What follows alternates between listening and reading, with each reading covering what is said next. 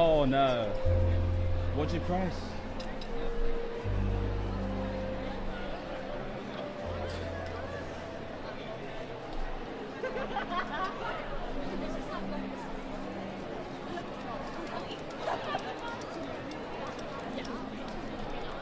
Get ready.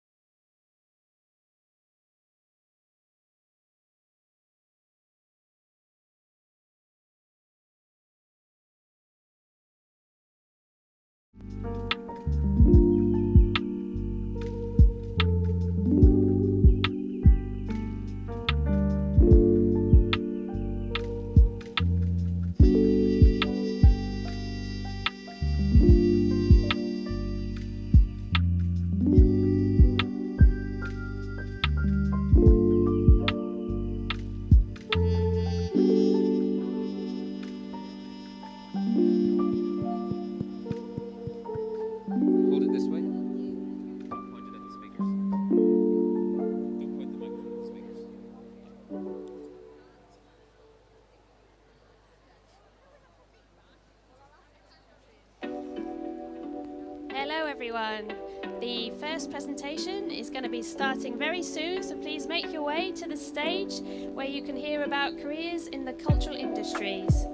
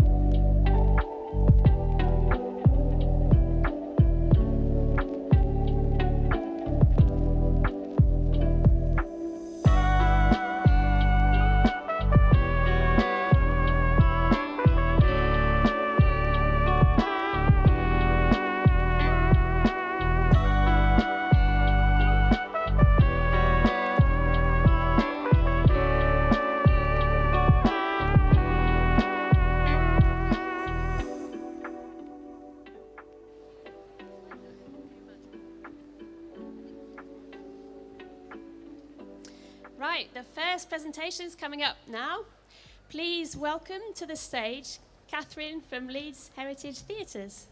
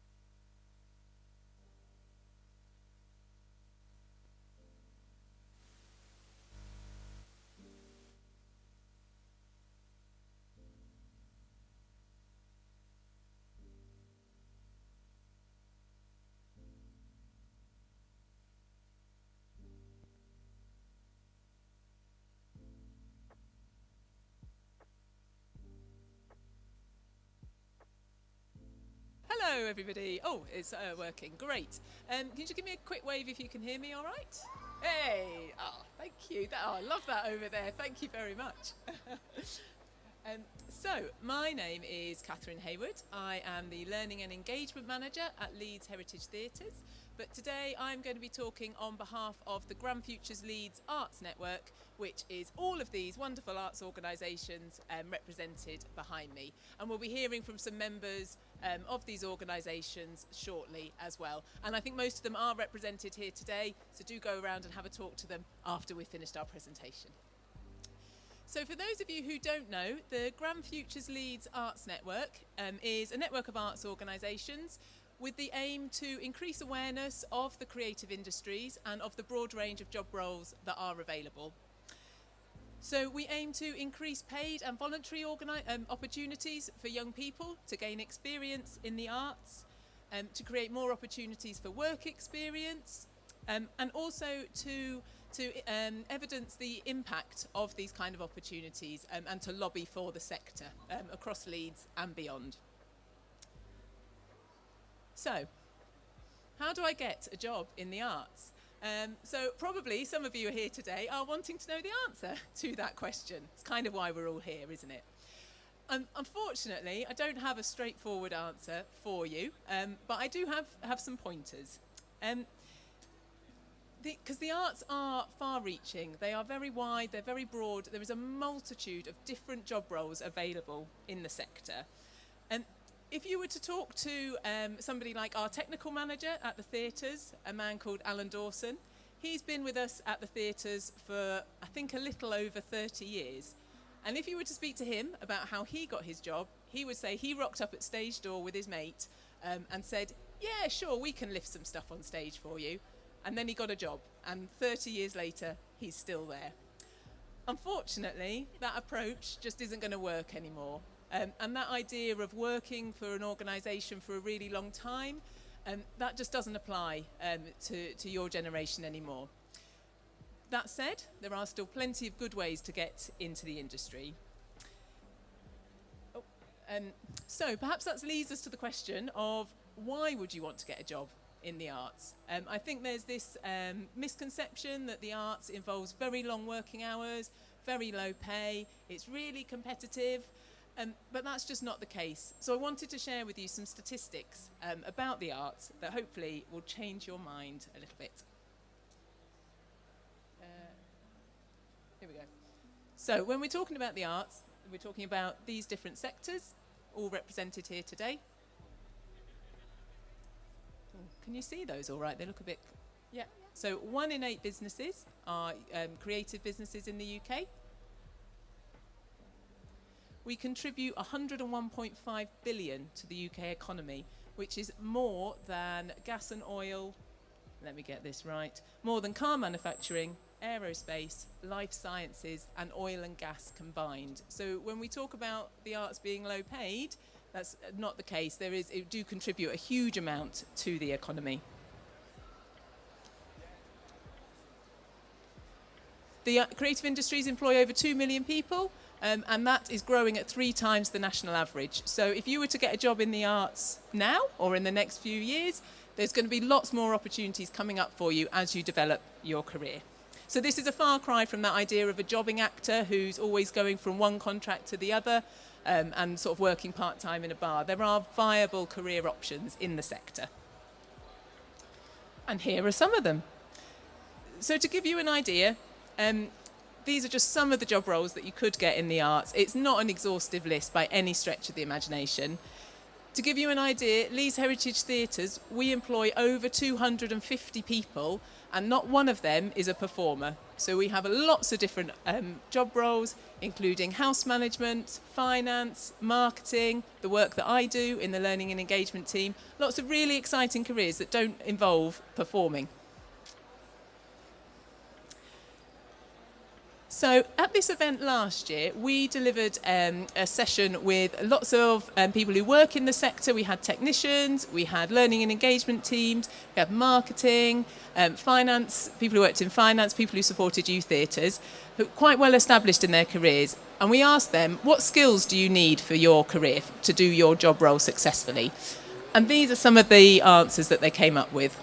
And these are all the sort of skills that you can easily evidence with the work that you're already doing in school. So say you're on a football team. Anybody here play sport on a sports team? A few of you, yeah. Anybody write for a school blog or sit on a school council, anything like that? Again, a couple of you. But there will be lots of activities that you are already doing at school, at college, perhaps you're leading a project that will help you evidence some of these skills that you've got here. And these are all the sorts of skills that employers are crying out for. And I think what's crucial is that not one member of that panel said that you needed prior experience of the arts. People were much more interested in people having a passion for the arts, an enthusiasm and a willingness to learn. And I think by being at this event today, you're all evidencing that you're willing to learn. That said, we do know it's not easy to kind of make those first steps. So I do just want to talk very briefly about the learning and engagement programme at our theatres. So Leeds Heritage Theatres is two theatres, the Grand Theatre and the City Varieties, and we have an art house cinema as well, the Hyde Park Picture House. We make roughly 8,000 engagements with young people every year, and that's through careers workshops, our Leeds Actors in Training, Leeds Grand Youth Theatre, and our careers workshops and work experience as well. And all of the other Grand Futures network partners have a similar learning and engagement programme. So if this is an avenue that you're interested in, go on our website, have a look, talk to us here today. And this is just a reminder here of the Grand Futures partners. So I just wanted to finish up by sharing with you a film from one of the Grand Futures projects. So about 4 years ago, we set up what we call the Cultural Exchange Project, which is an opportunity for young people aged 14 to 16 or thereabouts to work with our venues, visit our venues, find out about the jobs that we do, the people that work in our venues, and to broaden your understanding of the industries that are here in Leeds. So I just wanted to share this film with you. Is it gonna, yeah? Oh. Welcome to Leeds City. There we go.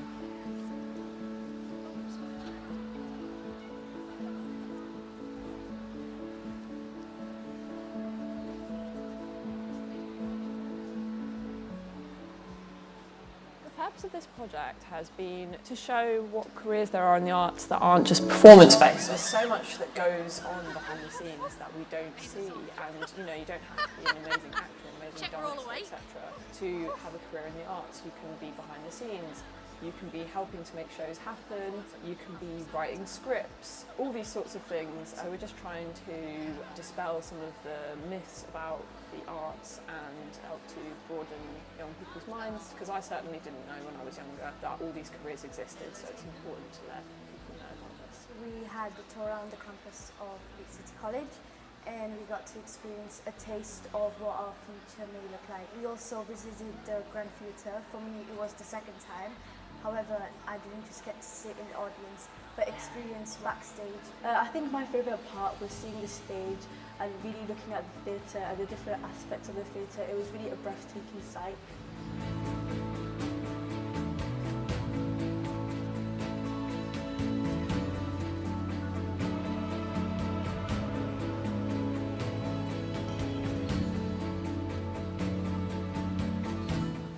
Arts industry, I think it can be tough to get into if you don't know the right people, and I also think that there is still a problem with a certain lack of diversity. So I think it's really important that everyone knows about the creative arts and that you can get well-paid jobs in the creative arts, and that it is a very rewarding industry to work in. I hope you are inspired to go into the art industry. It's really big and there's so many opportunities. Even if you take one path, there's always one that links in with the art industry. So I think many people should go for it, and it employs 2 million people. I think you could be one of those people as well.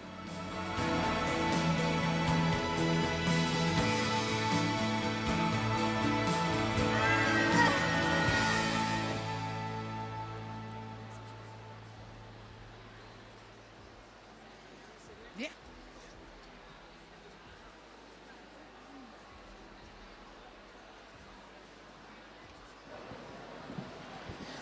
A big thank you to Catherine for that presentation. Thank you very much, Catherine. Very good. Right, and now we're going to have a little bit of a chat with some of these lovely people on stage who are from a variety of different places around Yorkshire and the north of England, working in the cultural industries. And you'll all have an opportunity to ask them some questions now, and they'll also be milling around. Many of them have got stands after, so you can ask them more questions after as well.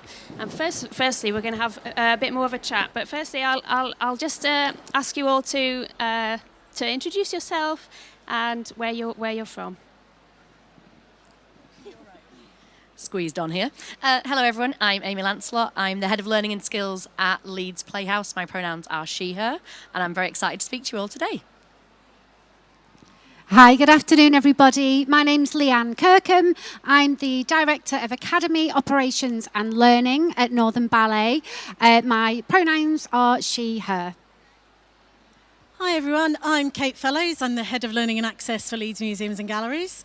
My pronouns are she, her, and ask us really difficult questions. Hi there, I'm Ione Barton. I work at Yorkshire Dance as a Youth and Community Dance Manager. My pronouns are she, her. Hiya, I'm Tom Poultney. I'm Head of Creative Arts at University Centre Leeds. Hi everyone, my name is Dalu Muzi Moyo, but you can call me Dalu. I'm an actor, writer, director, and I'm with the National Youth Theatre.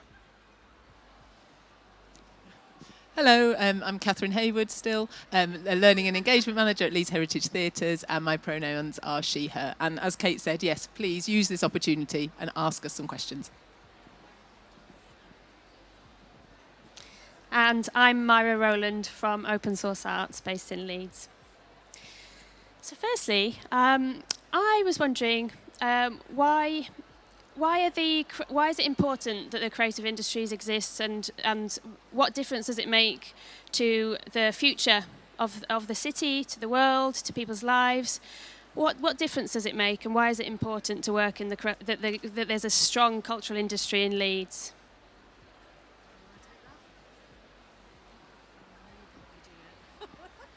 I mean, I feel like you've started with the biggest question, haven't you?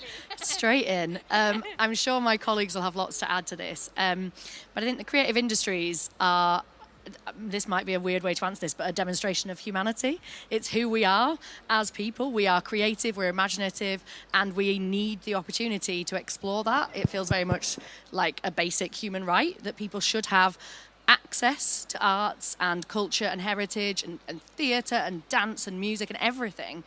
Without that, we live a very minuscule and small version of life.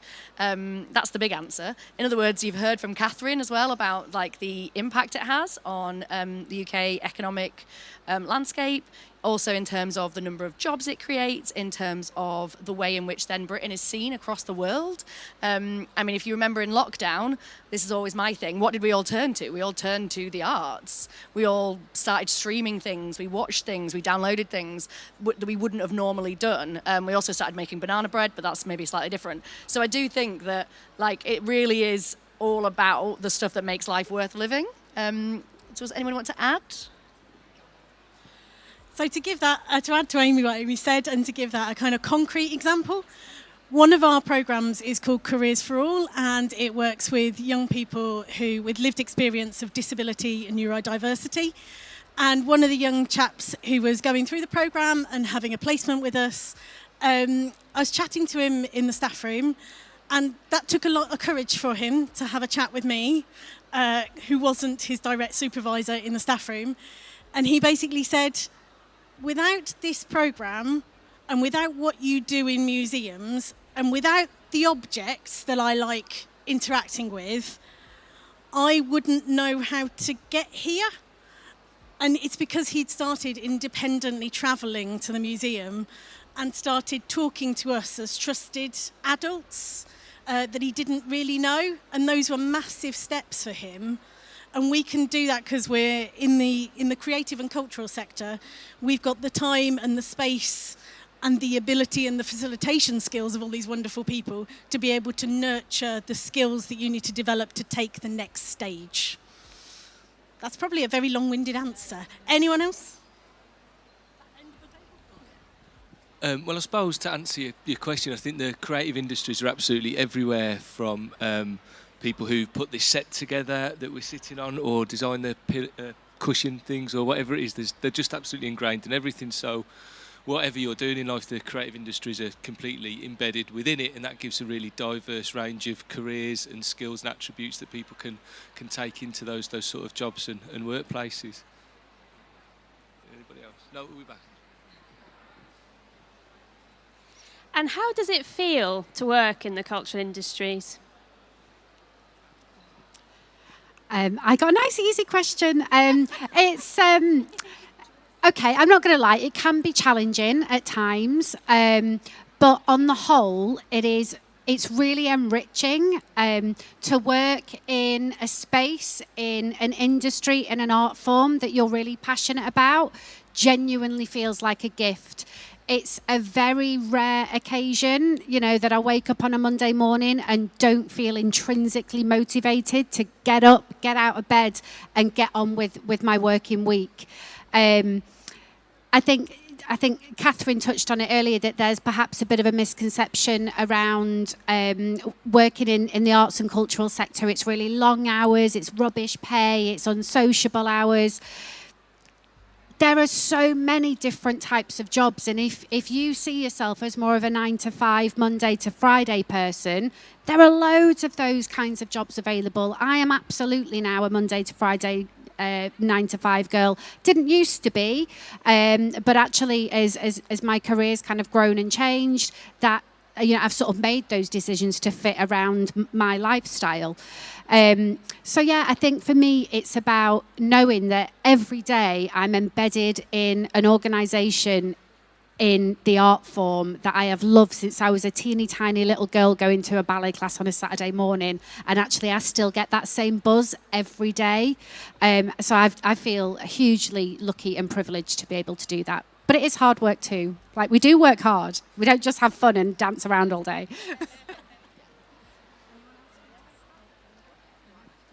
I would just add to that it's a really beautiful way to be able to keep enjoying something that you love doing. So I initially trained as a dancer, and that was what I worked in, and then moved into a career that was more around learning and participation and supporting other people to enjoy dance. And that was the art form for me. Like, that's what I love doing. And so it's been a real privilege to be able to create and develop other opportunities for other people to enjoy the art form that I'm so passionate about.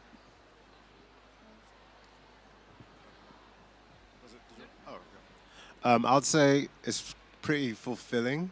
It takes quite a while for things to start picking up. But I remember someone telling me, I don't remember who it was, but once they told me that being an actor, you're basically self-employed, I then realized, oh, okay, so I can't wait on anyone else to bring stuff to me. I have to go out there and create stuff myself.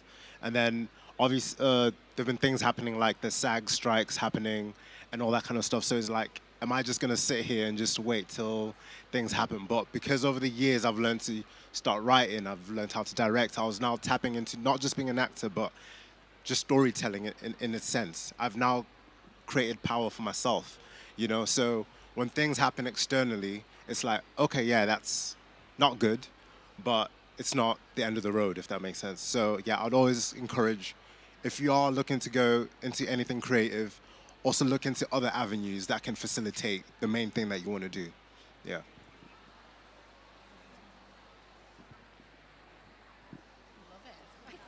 All the way back to you. Thank you very much. Thank you very much. And thinking about all of those different other avenues and ways to get into the creative industries, and I know people can get into the creative industries in all kinds of different ways, through apprenticeships, part-time work, internships, student placements, full-time work.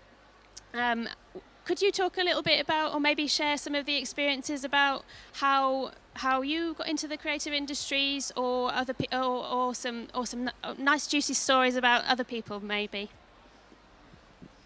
Yeah, of course. I can talk a little bit about how I got into the creative industries. I did not know at school that there was any other job to do with drama or theatre other than acting. I literally did not think that, like, a director, that's not a full-time role. You couldn't possibly have that job. You couldn't really work in a theatre beyond that. I don't know what I thought happened in theatres, but I really thought, if I'm not good enough to be an actor, then I can't work in theatres. And I actually became a teacher. And I was an English teacher, a secondary English and drama teacher for 10 years.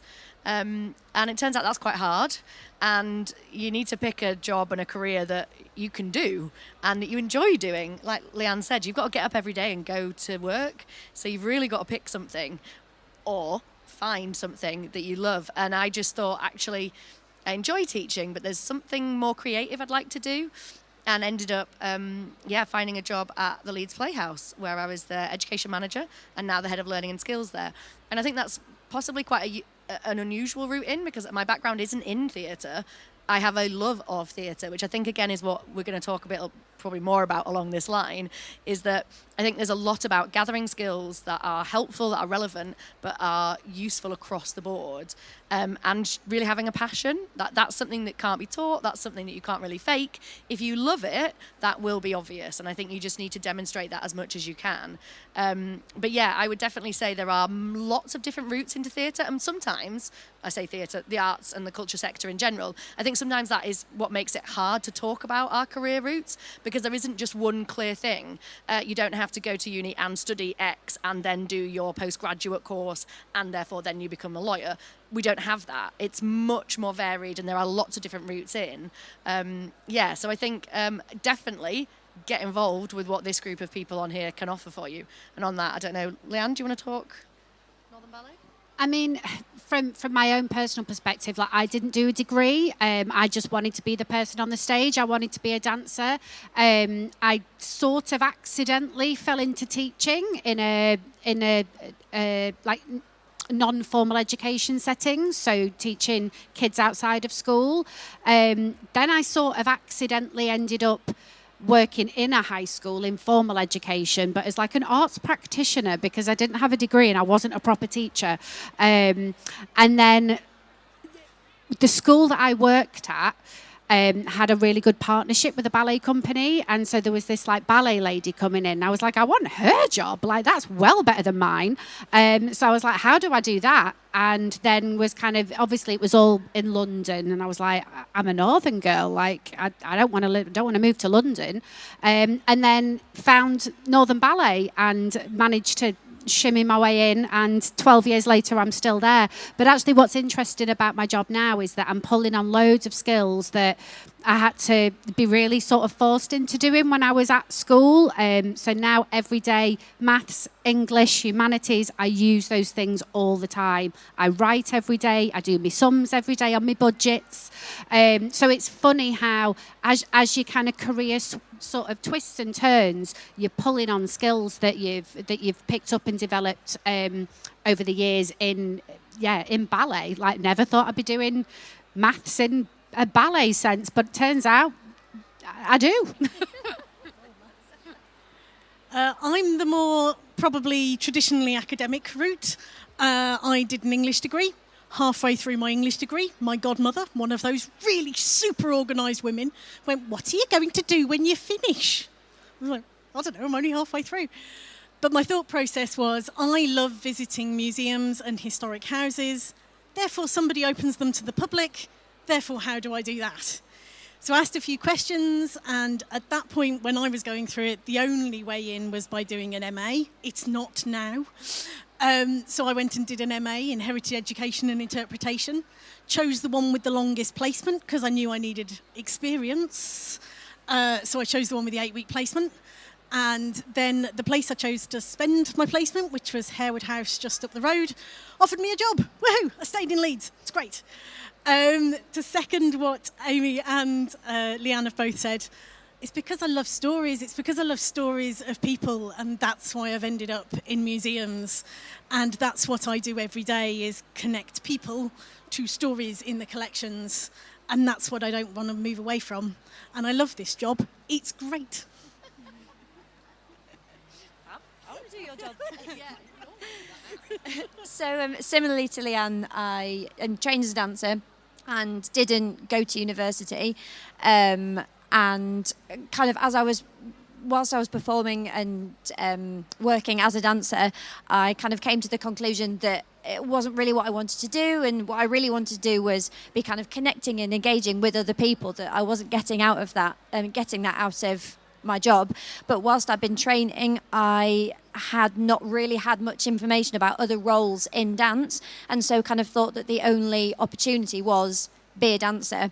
And I think that actually, if I had known about other opportunities or roles within dance that were needed, I think I probably would have been more inclined to go down one of those, because now that is what I do, it is very much more suited to my skills and my interests. So I started, when I stopped dancing, there was a role that had come up at Yorkshire Dance for an intern position, and it didn't need a degree. I was like, fantastic, because I've not got one of those, and was really lucky to get it. And that was 5 years ago, and basically I've just stuck it out and refused to leave. And 5 years later, I'm the manager, and I run a number of projects for children and young people, and all the kind of outreach work that we do with young people, which is brilliant. And all the skills, exactly what these guys have said, all the skills that I learned from that kind of creative education or creative interest have absolutely served me, and I still get to be around dance because that was something I was really passionate about. And it's just, the opportunity to kind of be with other people and to share that passion is really valuable. All right, I'll go then. Yeah, we'll pass it on.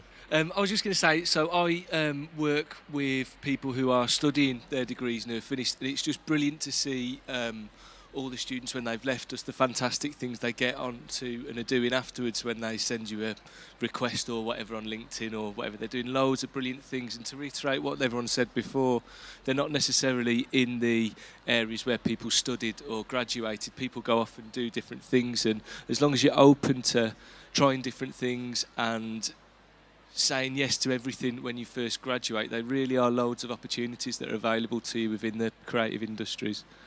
I guess I'm passing it along.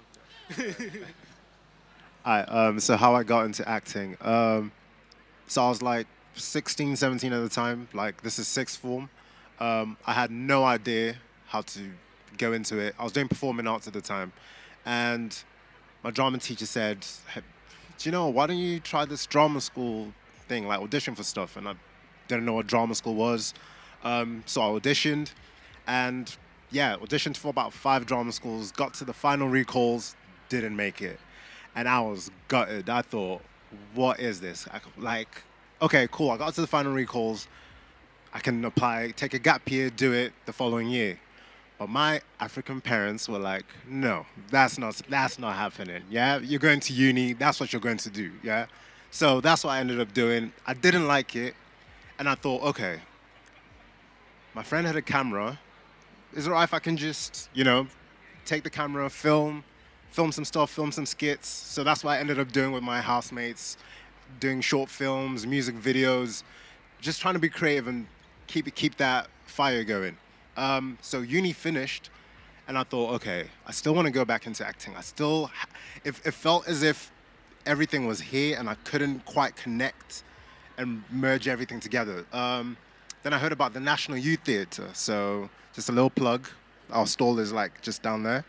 I heard about the National Youth Theatre, and turns out it was the alternative to drama school, and it was free and 10 months. So I didn't have to do the 3 years again. It's just 10 months. Okay, cool. I'm gonna do that. So yeah, got into the National Youth Theatre. I graduated May, actually. Yeah, so May. So what the National Youth Theatre does is they have the rep company, which is basically a 10-month course, 16 members that they select, and basically you train for the 10 months, about 4 months is training, and then from January until May, it's just shows. So I was blessed enough to perform in 3 West End shows, West End stages, sorry. And yeah, from there, found an agent, and I've been working ever since. So it's kind of been a blessing how everything's just merged together. But at the very start, in the very beginning, like I was saying before, it takes a while, but you just have to keep going. And anything that distracts you or anything that feels like it's gonna dampen your spirits, I'll just say keep going, yeah. Well, I know we're short on time, but I think listening to all those stories there, that the key thread seems to be about the skills and those transferable skills, and about staying flexible and staying open to different opportunities. So if you are here today thinking, I really want to work in the creative industries, I'm just not quite sure where, well, think really widely about what your options are. Think about all those different job roles that are available. I mean, there's, 100 stalls here today? So talk to as many people as you can. Think about what skills you have and what skills you need to gain and develop, and about how you can evidence them, and whether that is being part of the hockey team at school, whether it's writing for the school website, it's leading projects at college, whatever it is that you're doing, I can guarantee that you are developing skills that are needed by the industry. So yeah, just keep going, and please do come and talk to us. We're LHT just over there. Thank you. Thank you very much for sharing your stories, everyone. It's really, really great to hear how you all got into the industry and a little bit more about it. I think we've come to the end of our slot for this session, but there's a presentation and more time for question and answers at the 1/2 of the hour, every hour till the end of today. So please do come back to see some more wonderful panellists and ask some questions. And there's many of these are people are around and with stalls. So please do take the opportunity today to ask people questions, find out more about what it's like. Make the most of today. And thank you very much for coming, and give them a big round of applause.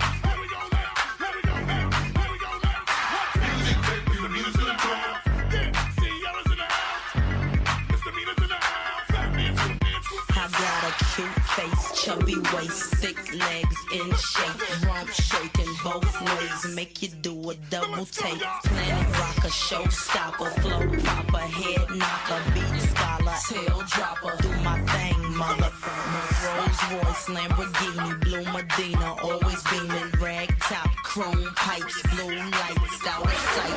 Long weed, sold in, say it again, sold in. Make that money, throw it in, booty bouncing, don't hit. Everybody here, get your backs off the wall, 'cause misdemeanor said so.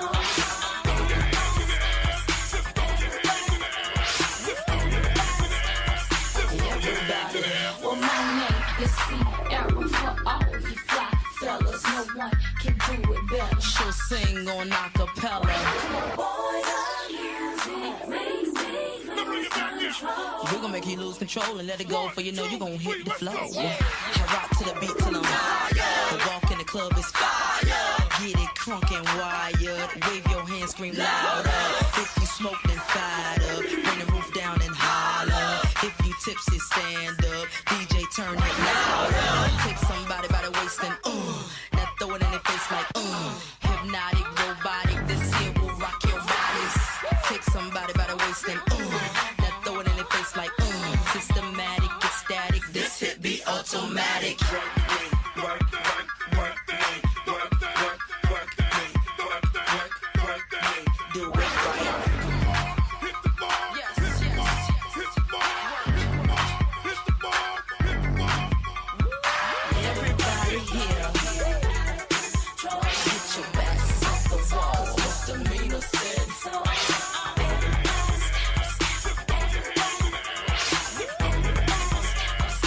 Everybody. Let's go.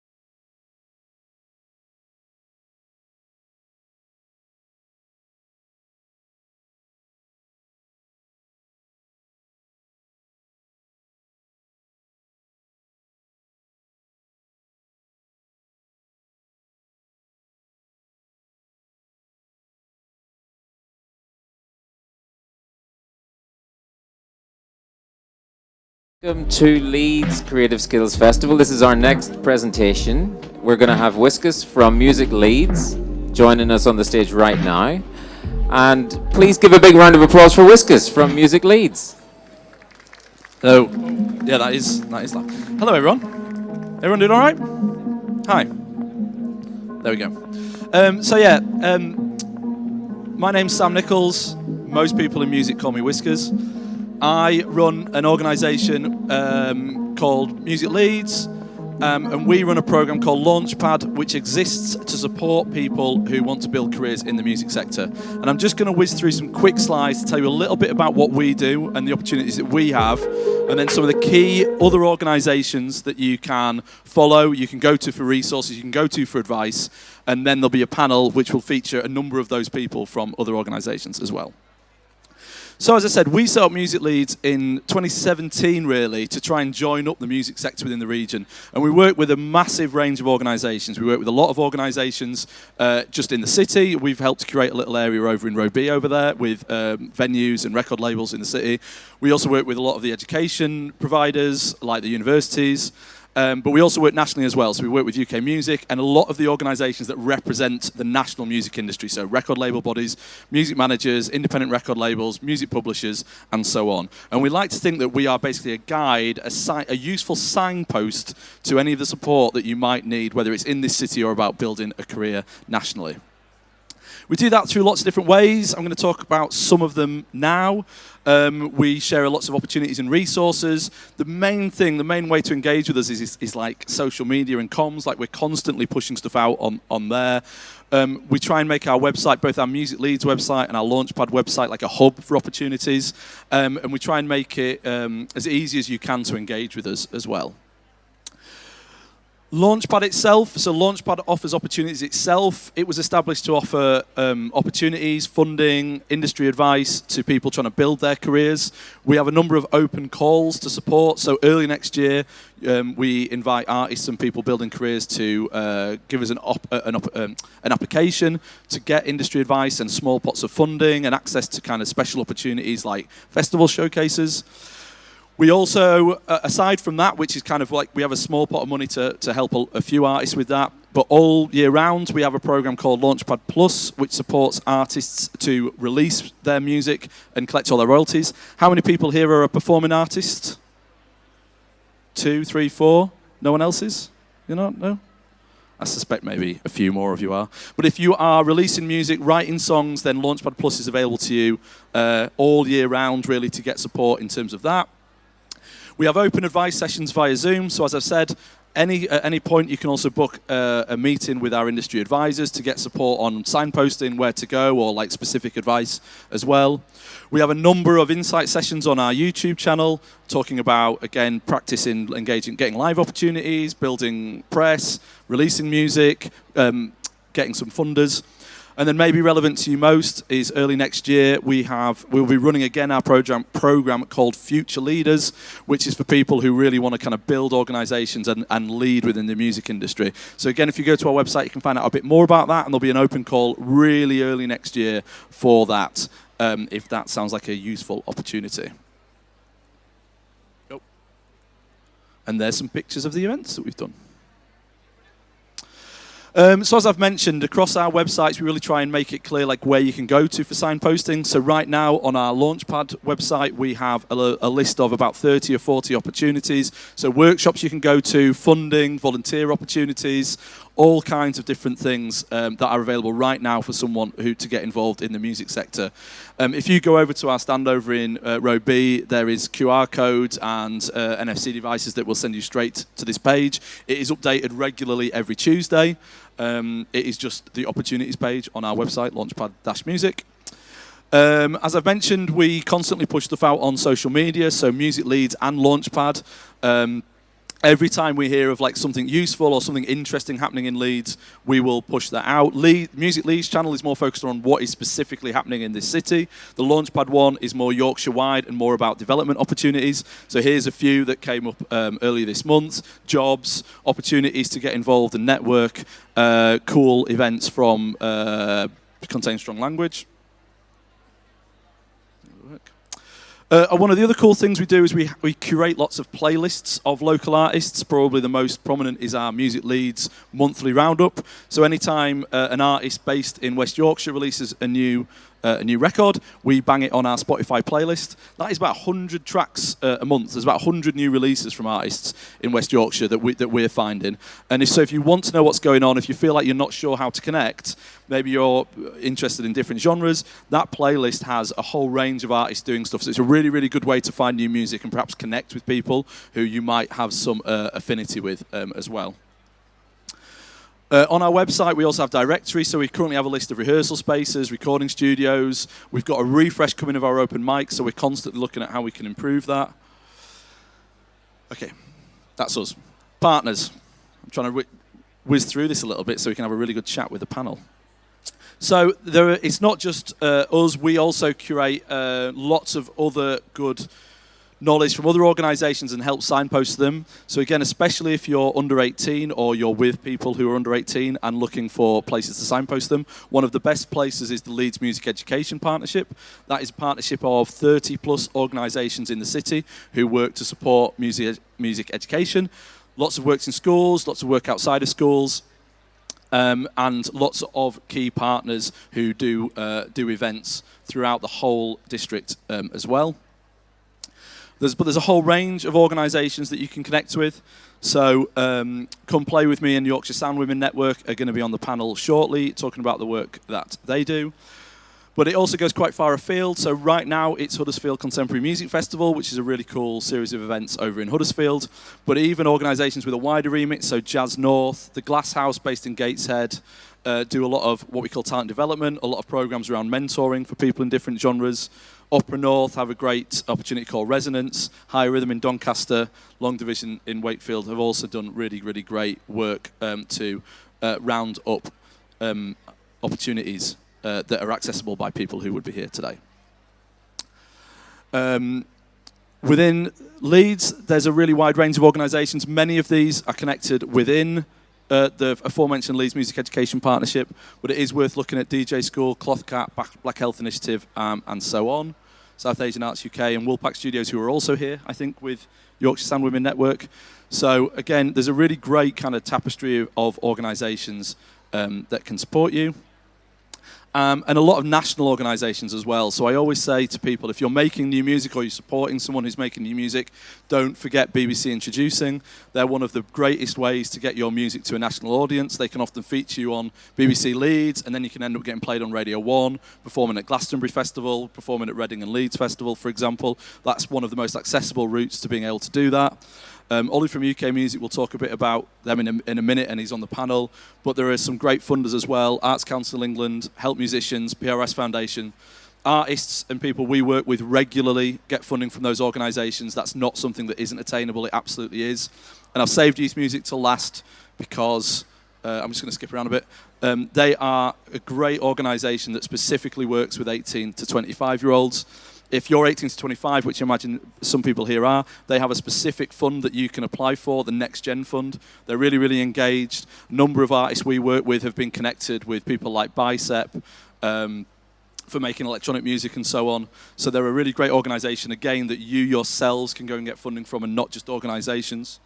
I skipped over to come back to UK Music. So UK Music have a stand here and a fantastic, but they have a careers information pack. And this is one of my most signposted to resources I have because it's a great breakdown of everything from getting internships and opportunities while you may be in school, right through to getting internships and placements and building your first steps into the career. And it's really, really relevant for engaging with kind of like the major music industry, so record labels, major promoters, but also going into organisations more locally as well. And this is where you can find us. As I said, these are the links. Hopefully they're pretty obvious. Find us at Music Leeds and Launchpad. As I said, they do slightly different things, but they're all there to provide as many resources and opportunities as possible. Myself and most of our team are over at Row B, if you want to come and chat. But I think now we're about to have a chat as in a panel. Are you all right, Phil? Yeah, that's right. So I'd like to welcome the panel up onto the stage. And while we do, maybe we could take a question from the audience for Whiskas. Does anyone have a question? Welcome, panel. Welcome, panel. Any questions for Whiskas from the audience? I said it all. You said it all. Great. Well, in that case, I think we should hand over to the panel for some intros. Would you like to take a seat? Huh? Yeah. Great. So, yeah, introduce yourself, please, and tell us what your name is and where you're from. Thank you. Okay, thanks a lot. My name's Ollie. I'm from UK Music, with a body that represents the music industry in the UK. You just met Whiskas? Yeah, hi, I'm Whiskas. I'm Emma from the Yorkshire Sound Women Network. Oh, you've got your mic. Danny from Come Play With Me. My name's Joe. I'm from Leeds City College. And my name's Will. I'm from Art Forms in Leeds. Hello everyone, I'm Myra from Open Source Arts. Thanks, everybody. So I would love to just jump straight in and say thank you so much for being here. Thanks, Whiskas, for the presentation. Is it Whiskas or Sam? I'm just going to be confused for the rest of my life now. So Whiskas, I would love to know what the most important decision each of you made in terms of getting into the industry. What was it that really was that step that made a big difference for you getting into the industry? Shall I start there? There wasn't one moment. My current role, I talk about careers in music a lot. They're very transient, they move a lot, different opportunities come up. So my current role was literally all the 20 years of work I'd done previous just seemed to coalesce around one particular job. And it was quite an interesting moment for me because I'd done lots of playing, lots of work with young people, always had an interest in music, and then this job, I didn't see it coming at all, it came out. So stick with it and you might find something of interest as you go along. But yeah, there's not a moment for me, but it's sort of like an ongoing process. Yeah, I think it's similar, really. I think there's so many different roles in the music industry that most people aren't really aware of. That if you're kind of always pursuing something that you're passionate about and you find interesting and you're enjoying, then you'll get somewhere that's really, really fun. I think one of the main reasons I started engaging with I got a bit of insight into the national music industry was managing like a local street team thing, like regionally out of it for a London label, and then through that I kind of got to know more. But that wasn't something I intended to do, and I don't do anything like that now. But it actually kind of opened my eyes to other things that I could do. So then I just kept grabbing more opportunities as they came. Yeah, I think I actually started off like when I was 18, 19 in a band. And I was one of the singers in the band, but I had no idea about music production, about audio engineering, about sound engineering, about all the jobs that there are in podcasting, radio, the technical side of stuff. So it was quite a long journey of trying to work my way through that, especially as a woman, and trying to get in the doors and understand what I could do, because I love the tech side of stuff. So it was when I started to realise that there are other opportunities and jobs out there in the audio, behind the scenes, that I started to get into production and producing. My one moment, I guess, is when I got accepted on the Kickstarter for Music Leeds. That was kind of my into the music industry. But that kind of came off for myself, just messaging Whiskas and pestering him and like, can we work together? And he was like, yes. So, yeah. Yeah, I think mine kind of follows on from that. I don't really have a one moment, but I think that I course lead the music performance course at Leeds City College, and I always tell my students this, that apart from my job as a teacher, everything else I've ever worked in music, I've never ever done a job interview for it. It's always just been about getting involved and saying yes and doing a good job and just doing it well. I have never ever, I've worked at festivals, I've DJ'd, I've promoted shows, I've done just about everything there is to do in a local music scene, and nobody has ever once asked to see my CV or asked for a job interview. So it really is just all about getting involved and just doing it, just saying this is what I'm going to do and going for it. I think for me it was play my instrument. I've been a drummer, that's my main instrument, and I was in a band for about 10 years and I did a lot of touring and playing, but over time I've got more into community music, and that's something I absolutely love and I'm really passionate about. So yeah, for me it was the opportunities that came through being in a band, recording and learning all the other different skills you can pick up from making music videos and all these things. But yeah, so was my way in, I think. Nice, thanks everyone. Do you have any top tips and some of the best ways that you could get involved? Because you've all spoken about getting involved. There's so many different options and different ways to get involved in the industry. What are some of those specific ways and some top tips that you can think of? I recommend after this panel ends, you come and pester every single one of us and ask us for our emails and ask us where's the next job, where's the next opportunity. Because one of us on here will be able to point you in the right direction. Probably not me, probably Whiskers, but one of us will be able to help you.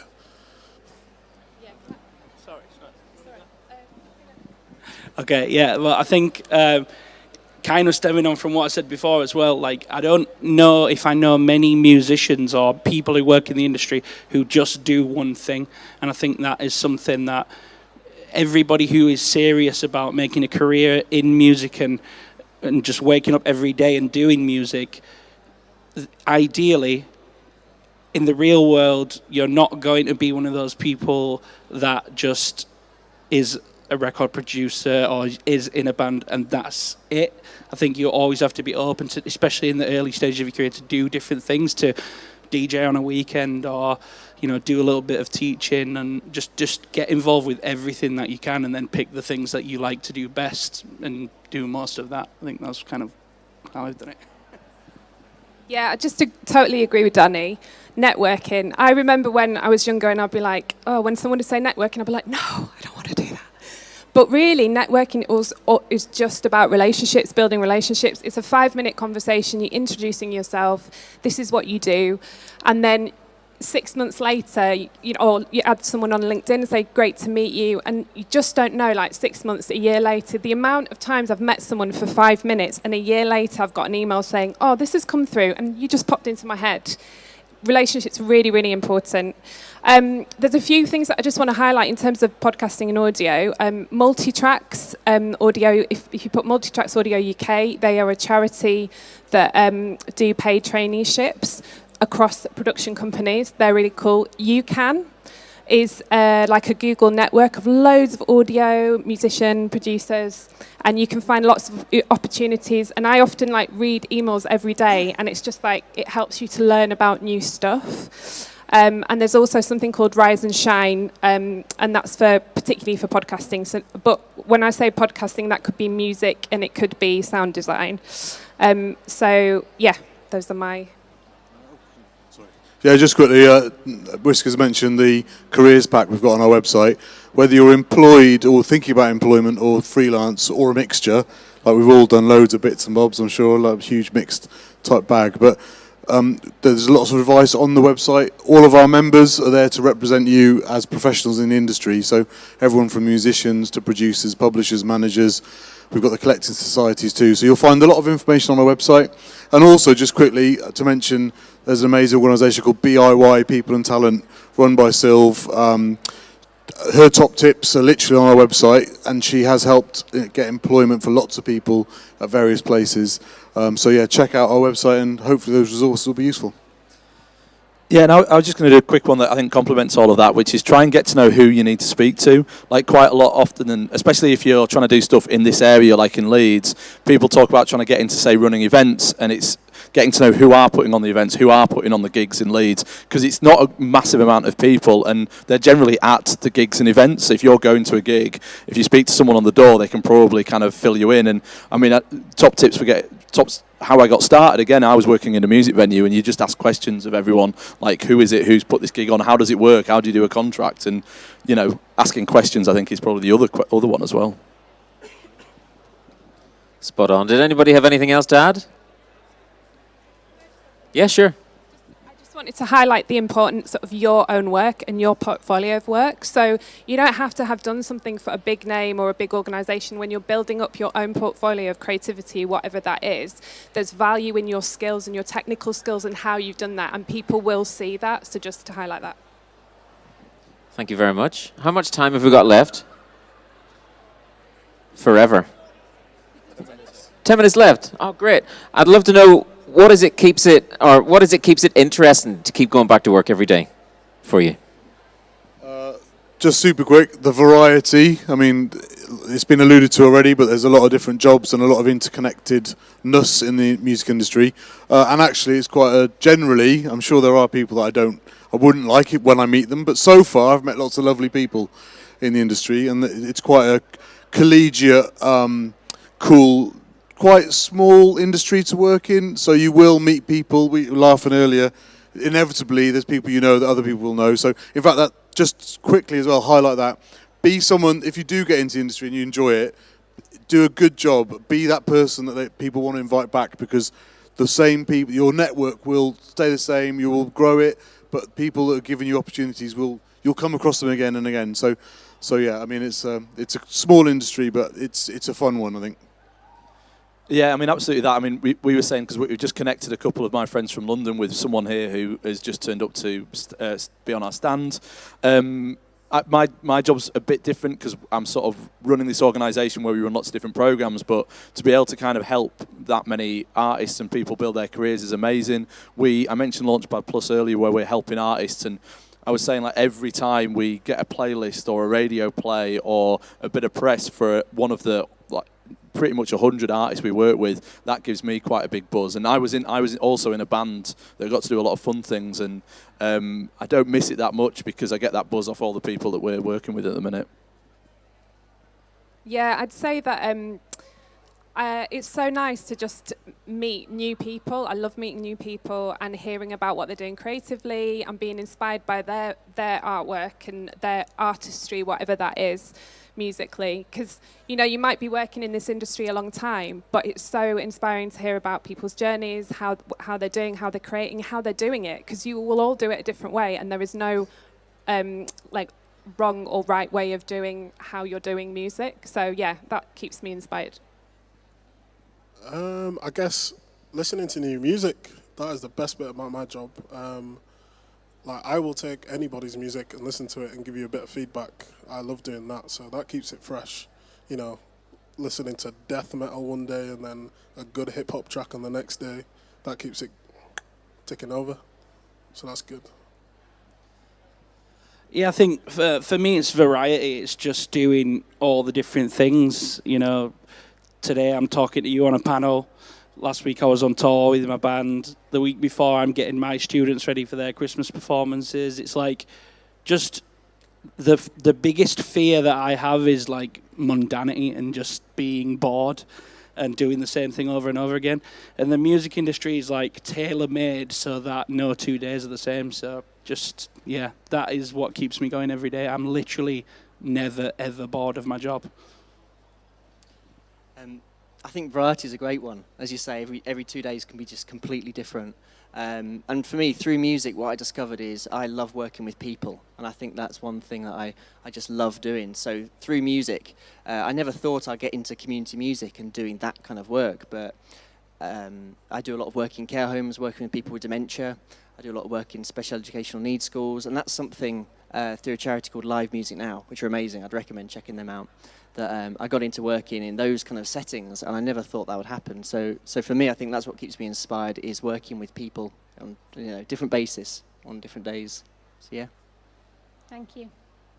So there's going to be lots of different people here today at various stages of life and probably wondering about what to do next in various ways.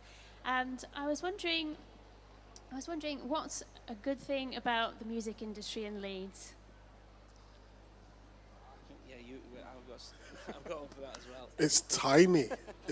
We're sat in front of you. This is it. This is as far as it goes. Like, oh well, yeah, over there as well, but we're here. But the community is good. Like, the best thing about it in Leeds is like everybody's nice. So it's like I go to one networking event and I want to invite everybody to the next. So like, to bounce off of what you said, just be nice. I don't know if I can swear. Can I swear? Don't be a dick. Just don't be a dick, because you will not get invited to the next thing. That's the important thing. Just a story to re-emphasise that. So I also lecture at Leeds Beckett University, and one of my graduates is the event manager for this event today, who's employed by the arena. And we get him back to do a lecture every year at the university. And he once sat in the Great Hall in Headingley, stood in the Great Hall in Headingley, which is the main centrepiece of the campus, and put "Don't be a dick" in huge letters for everyone walking past to see. And I just want to say that because, again, that's the person who is now running like this event, and that's his biggest piece of advice as well, just to emphasise that. Nearly got me sacked. Yeah, I just want to say, as someone from West Wales, I love Leeds. I think you're really lucky here. It's a really vibrant community, but it doesn't happen by accident. So I want to sort of take my hat off to like Whiskers and everyone else working in organisations like Come Play With Me, Music Leeds, Launchpad, etc. Because it doesn't happen by accident. I think you've got some amazing people working locally and regionally that really drive it along, and it's getting a really good reputation.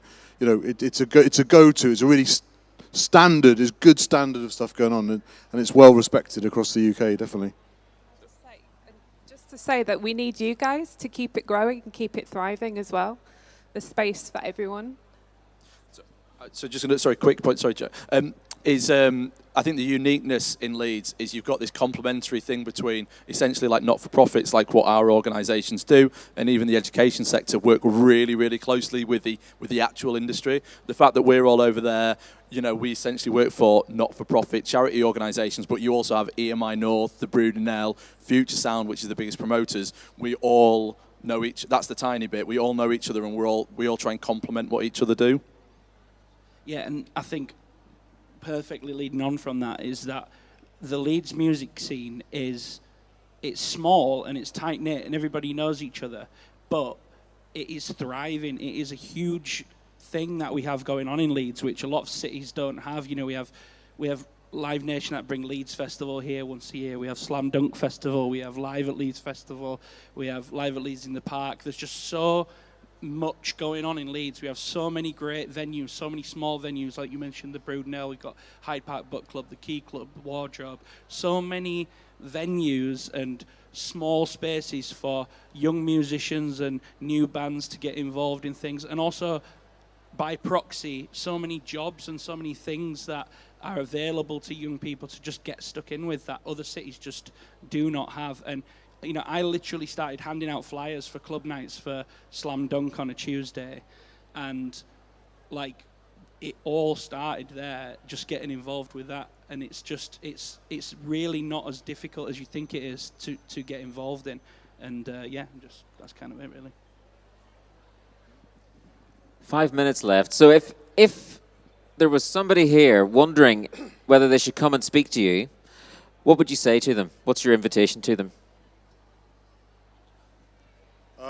To grab me quickly, because I've got to drive to Wales. Basically look at our website, ukmusic.org, follow us and all our members on the socials, and there's newsletters. Try and keep across it as much as you can. You've got amazing stuff happening locally. There's loads of organisations nationally too. There's quite a lot of information. It's quite a complex, small, fast-moving, intricate business. But try and just keep across as much of it as possible. And don't be shy about coming up and talking to us. Like I say, me very quickly after this, or by email, or on Twitter, dropping someone a line. We're all pretty personable, generally. Everyone I've met so far, anyway. Yeah. What I'd say is, so we've brought quite a number of organisations here that don't just have stands who are actually running businesses, and a lot of them have asked what is today going to be like, and I said, people might come up and just want to talk about music. They might not have a question. They might not know what to ask. And says, but feel free to talk about what you do, because it might inspire people. So if you do want to just have anything, I'm sure both the people that we've brought over in our little launchpad area, but also the whole music, I'm sure everyone's going to be open just to have a chat. And like Ollie said, from our perspective, from a launchpad perspective, if you leave today wishing you'd known more, well, we have all these resources on our website, and you can always book a meeting online with one of our team as well.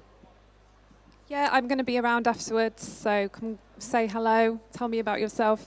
We've also got a stand, so Yorkshire Sound Women Network, so there's Jenny over there that you can chat to, and please check out our website, because there's lots of opportunities for women and people of minority genders that they can access. I've just been producing something where I've been working with lots of artists, producers to create video resources on Ableton and all sorts of audio engineering stuff. So yeah, check out the website. I think number one for me is just have a quick scroll on one of our Instagrams and see if we're the right fit for your conversation. I love to talk to everybody, but sometimes I think you can have a quick look and we might not fit your box, or you might be able to go on Launchpad and see the resource that you need a little bit quicker than coming through me, because I might start talking about Leeds United and we all get bored, you know? Yeah, so I guess I should do the Leeds City College pitch here.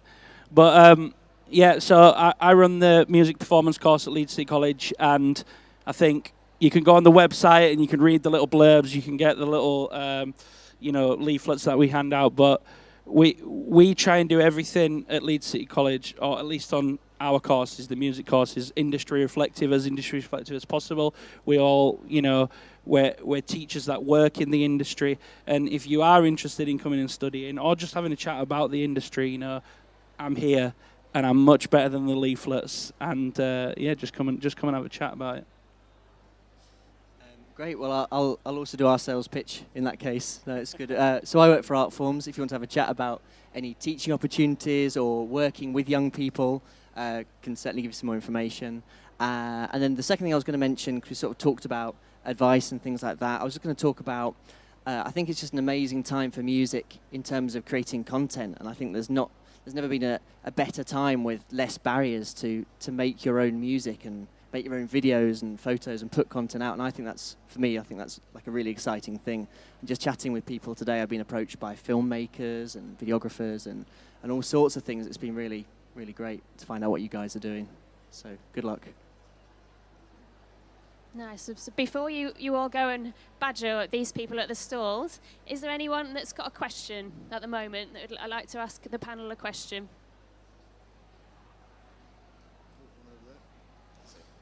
Much less shy than that, if you want. What would you say is the best way to release music? As someone like trying to get into the industry. I don't know. Best way to release music? Book a mentoring session with his organisation, and then we'll distribute it. Generally, book a mentoring session with them. They give out really good release plans, industry standard release plans. I'm going to give it to Whiskers because he's better than me at this. I think you can book a chat with us and we'll have this kind of conversation, but for anyone there, it's like there is no one best way. It's really about understanding like what it is you're trying to do and like what you want to get out of it as well. So we could give you advices around the best way to put it on Spotify, but you might be better doing audience engagement and building up something through, say, a Bandcamp method. Look at what other people are doing, and I think that goes for any aspect of building if you're a musician yourself, it's like look at what other people are doing and see what works for them if they're similar to you and what you feel like you can manage as well, because people will do it with different amounts of resources. But yeah, if you book a chat with us, we can go through that in a bit more detail. Thank you. We've got another question. I'm just curious if any of you sitting on the stage are neurodiverse as a neurodiverse person, and just sort of like what sort of challenges you found in regards to that. I struggle a lot with hyperfixation on a particular thing, and also when it comes to things like funding or kind of starting things, I might get overwhelmed. So just wondered if there's any direction or advice you could give on that. I have really crippling ADHD. Music's great for that though. Like my day's never the same, so I can kind of never get bored in that kind of sense. But on our website and on Launchpad's website, it may link to a couple support pages that might be beneficial for you. But I'm happy to have the conversation after if you like.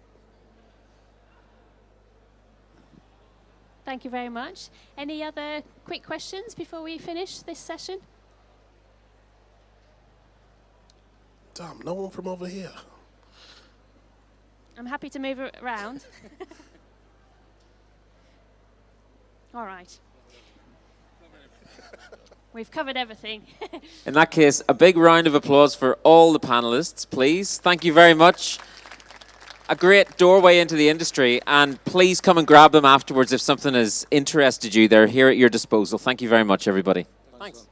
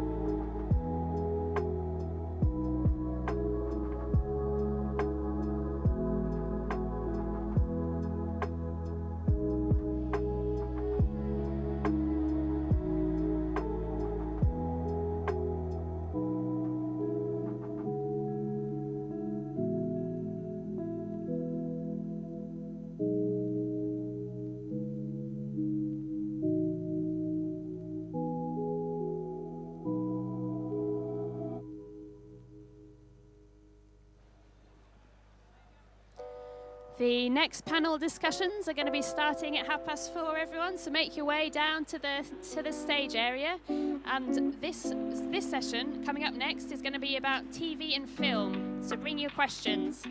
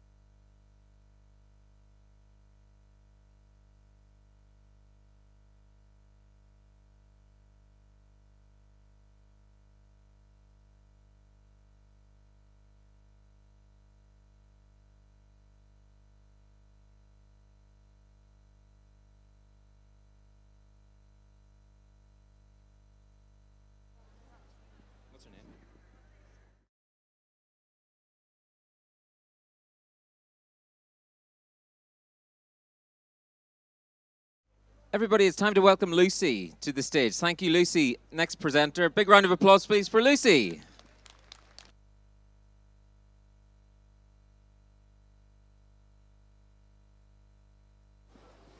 Is that working? Everyone can hear me? Amazing.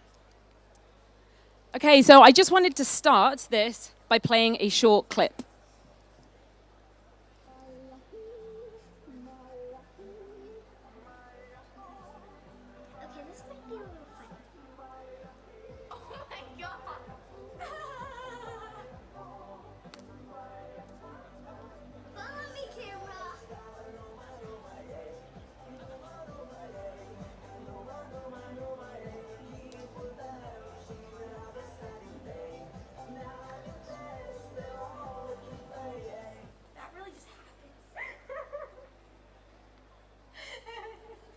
So perfectly to the way his face looks. It was like meant for him to sing that song.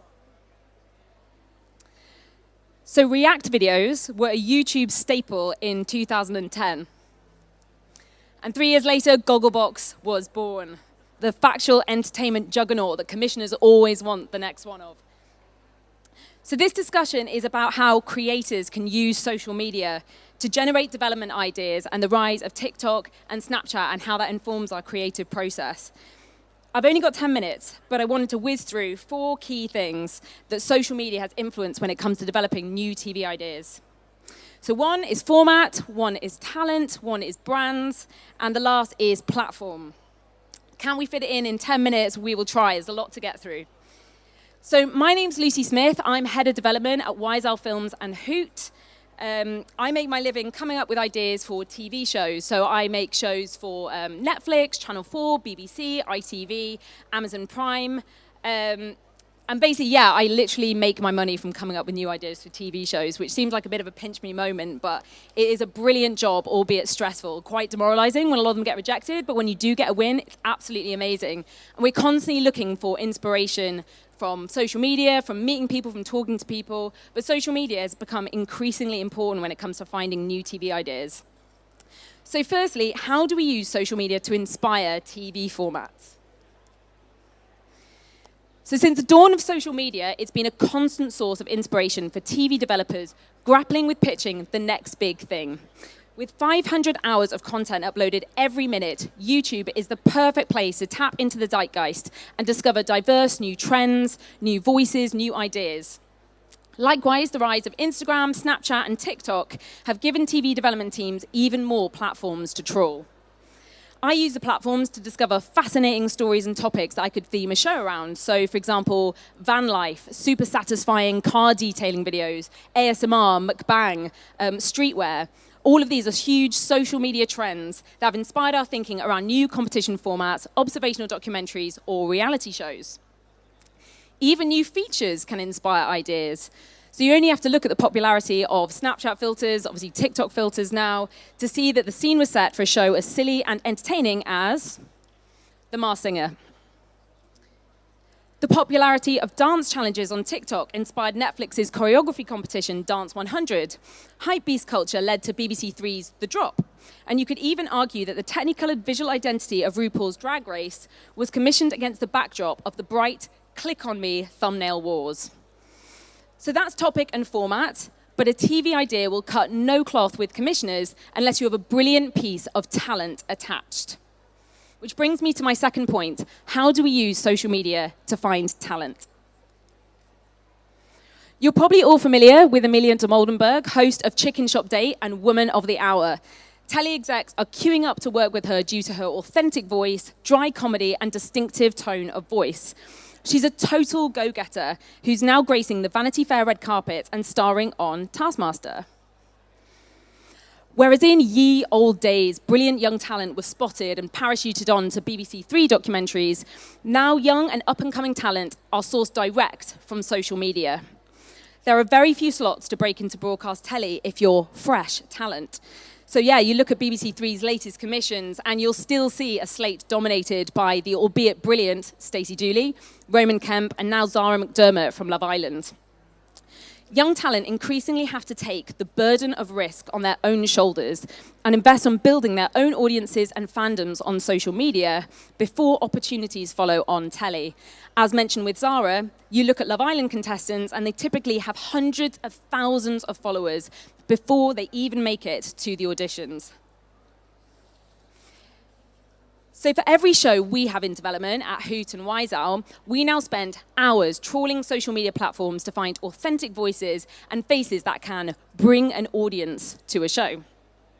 An example of a recent paid development project, at Hoot, we were tasked by E4 to scour TikTok for 10 fresh new faces for a big digital push, which has given us a whole bank of exciting young talent to develop formats around, but none of them had 0 followers.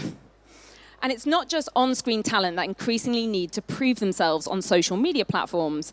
Behind-the-scenes wannabe directors and producers now increasingly are cutting their teeth, producing iPhone-shot passion projects on TikTok or YouTube, which you can showcase your initiative and drive. So next up, I wanted to quickly give an example of how a YouTube show can go direct to telly as a brand extension, a direct brand extension. Anyone know the Hot Ones? Anyone seen Hot Ones? Yeah, okay. So it's a huge YouTube phenomenon. A brilliant interview format on YouTube where creator Sean Evans interviews A-list celebrities while they eat wings doused in increasingly spicy sauce. Guests have included Will Ferrell, Cardi B, Louis Theroux, Margot Robbie, Queen Latifah, etc. Like massive, massive names. It's so simple, so bingeable. And in 2001, The Hollywood Insider called it the hottest celebrity interview right now. For a YouTube series, that is no mean feat. And it's since been commissioned as a fully fledged TV show on True TV in America. So in this way, you see that YouTube, Snap, TikTok can be great places to pilot shows that you're incredibly passionate about, build an audience, and then land a TV commission off the back of it. You can also see this in podcasts. You know, the Chris and Rosie Ramsey Show and Uncanny both started life as podcasts before being commissioned for telly. But with so much success to be had on socials and great monetization for the best formats and stars, you could argue, why bother with telly at all? As linear TV audiences deplete, we're seeing broadcasters experiment with building their own original content presences on social media platforms. So BBC Studios are creating digital series around kids shows and the Planet Earth brand, while Channel 4 recently launched a pioneering youth-skewing digital channel 4.0 on YouTube, with cut-downs on TikTok, Facebook, Snap, etc. At Hoot, we love pitching digital commissions. They're short, snappy, and they seem to be easier. It seems to be easier to get a win if you are able to create a compelling idea. The budgets are lower, but then the timeline is quicker to get a commission, because TV ideas can honestly take years to get over the line.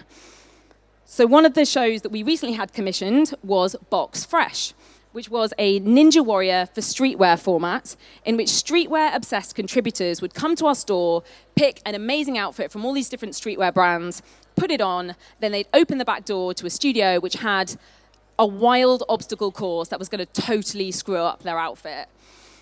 So it had mud, it had Velcro, it had inky strings, and the whole concept was how far would our contributors be willing to humiliate themselves to keep their outfit box fresh and take it away at the end. It was a fascinating process pitching to 4.0, totally different to how we'd normally do it. And we began with a digitally native TikTok taster tape, which sold the concept. So I thought it'd be useful maybe for you guys to see the tape that sold the show. And I should say, my researcher at the time is not going to thank me for this, because he stars heavily.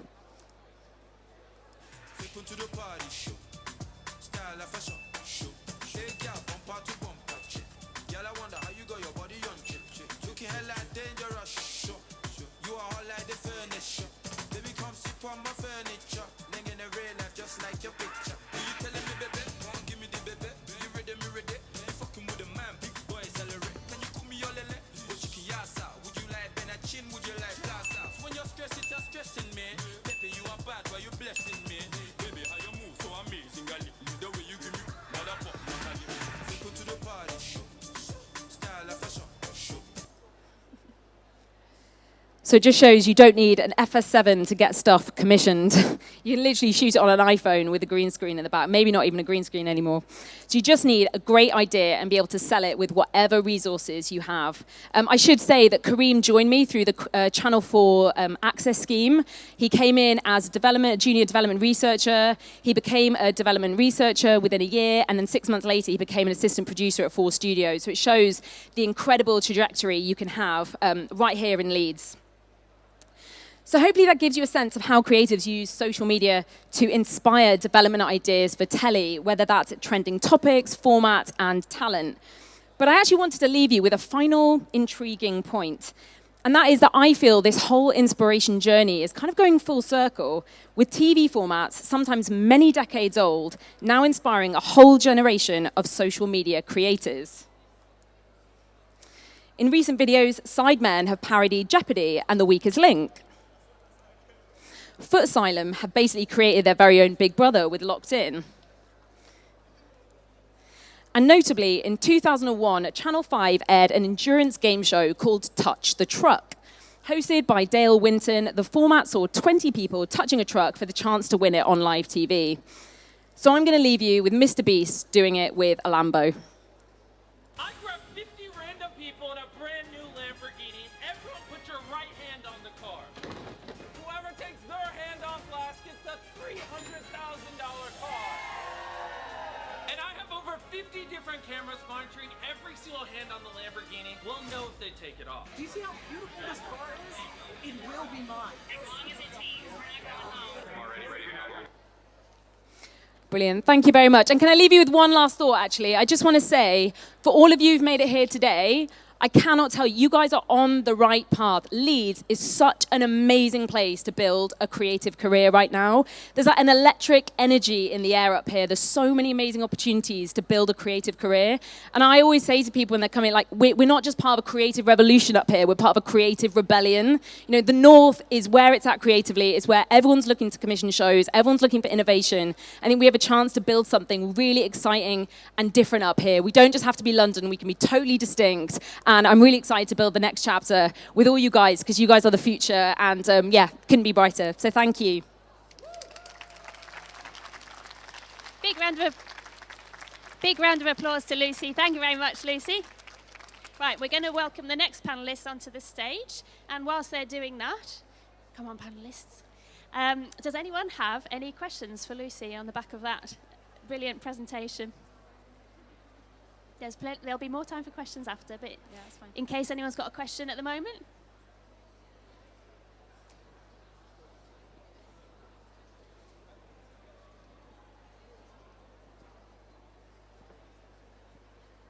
Thank you. Lucy, what was the path that you took through education and any ad hoc activities you took to get to where you are today? Yeah, so I started all the way through school. I really hated public speaking. It was my real fear. And I was really lucky. My dad had a little family camcorder that we used to record little videos, so I never had to present in school. I'd just make like a little video. And so I was sort of used to kind of cobbling together little videos all the way through school. And then when I came out the other side of that, did a bunch of work experience in ad companies and a lot of commercial companies that were based up in Yorkshire. I did a couple of placements, hated them, really hated them, had a rubbish time. So I decided actually I didn't want to go down that route. I didn't want to get into telly. I didn't want to be a runner. I was treated really badly on set. So I went into public relations for a couple of years. And then it was only after a couple of years of that, I realized I wanted to be in telly and making content. So I was actually put in touch with the NFTS. So I went to the NFTS and did a master's there. And then after that, went into TV development and worked my way up. I actually had to escape to London. So I went to London, did my 8 years, and then came back about 3 years ago. When I started in telly, there was very little presence up here. It was really hard to build a career in Leeds. Whereas I feel like the young people who are coming through now, I see them building careers here and staying here and being part of the creative revolution. Great question. Oh, would you like to take a seat? So let's introduce the panellists. Big round of applause to the panellists as well. Thank you very much. Would you like to introduce yourself? Oh, I should say I'm Myra from Open Source Arts, and welcome to the Creative Skills Festival 2023.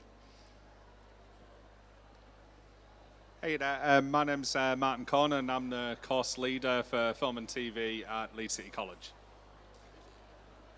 Hi everyone, I'm Cherry and I'm a TV series producer. I work mainly in reality and entertainment TV. Hi everyone, I'm Sam Frey. I'm talent and development lead for a company called Triforce Creative Network. Hi everyone, my name is Kudzai and I'm a talent management assistant at Triforce Creative Network. Hi everyone, I'm a BA Screen Acting graduate from Met Film School in London. Thank you very much. And following on from that question, I'm interested to hear, I'm sure other people are, how the rest of you got into the industry. So shall we start with? Yeah, so my sort of pathway wasn't 100% conventional. I don't think anyone's really is these days. So I went away and I studied media and film at A-level. I went off to university. I did a couple of sort of production gigs while working as a bartender. And I really enjoyed the sort of production side, but the problem was juggling that and the bartenders and very unconventional hours. The one thing that spoke to me was sort of teaching people how to make cocktails. So I decided there might be something in this. So I decided to share my skills and knowledge within sort of film and TV and get into teaching that way. However, in terms of pathways, a lot of my classmates who were part of those degree programs went on and they continued down that sort of production route, and they managed to sort of secure roles as gaffers. They even went on to create their own sort of production companies and have done incredibly well within Yorkshire. And as Lucy says, there are some phenomenal opportunities in this part of the world. So I did a postgrad at Trinity and All Saints College, which is part of Leeds Uni, but that was actually in bimedia journalism. So my original plan was to be a journalist, and it was an amazing course. It was fantastic, but I ended up just taking a placement at ITV in London on like Homes from Hell or something completely random. No one else on the course wanted it because it wasn't news, it wasn't journalism. But I just thought I'll go down for 2 weeks, I'll see what happens, and just, you know, experience life in London.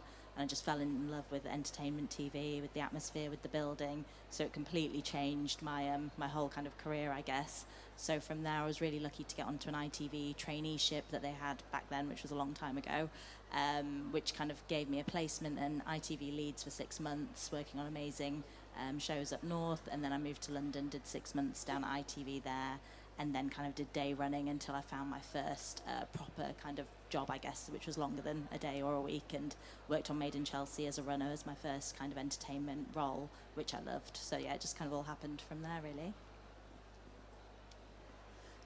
I also too went to Leeds Trinity as well. I did a degree in media and marketing.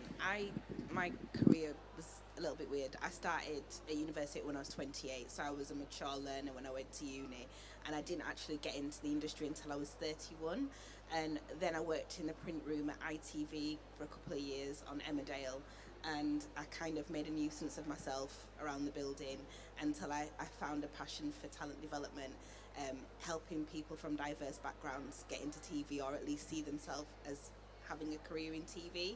So definitely I don't have a standard route in. I've did a bit on Steph's Pat Lunch, but I feel like it's just a passion for letting people know about the roles that are available and what's possible has really driven me. So yeah, not conventional, but still very interesting. So I went to Leeds Trinity Uni as well. I studied broadcast journalism, and throughout my course I did a lot of work experience, running and researcher work, and then I also was a part of Beyond Brontes with Screen Yorkshire. That's where I met Sam, and she kind of helped me get my foot in the door and get more experience in the TV industry. But then COVID happened in uni, and I was like really put off of like the industry because it was really hard to find work.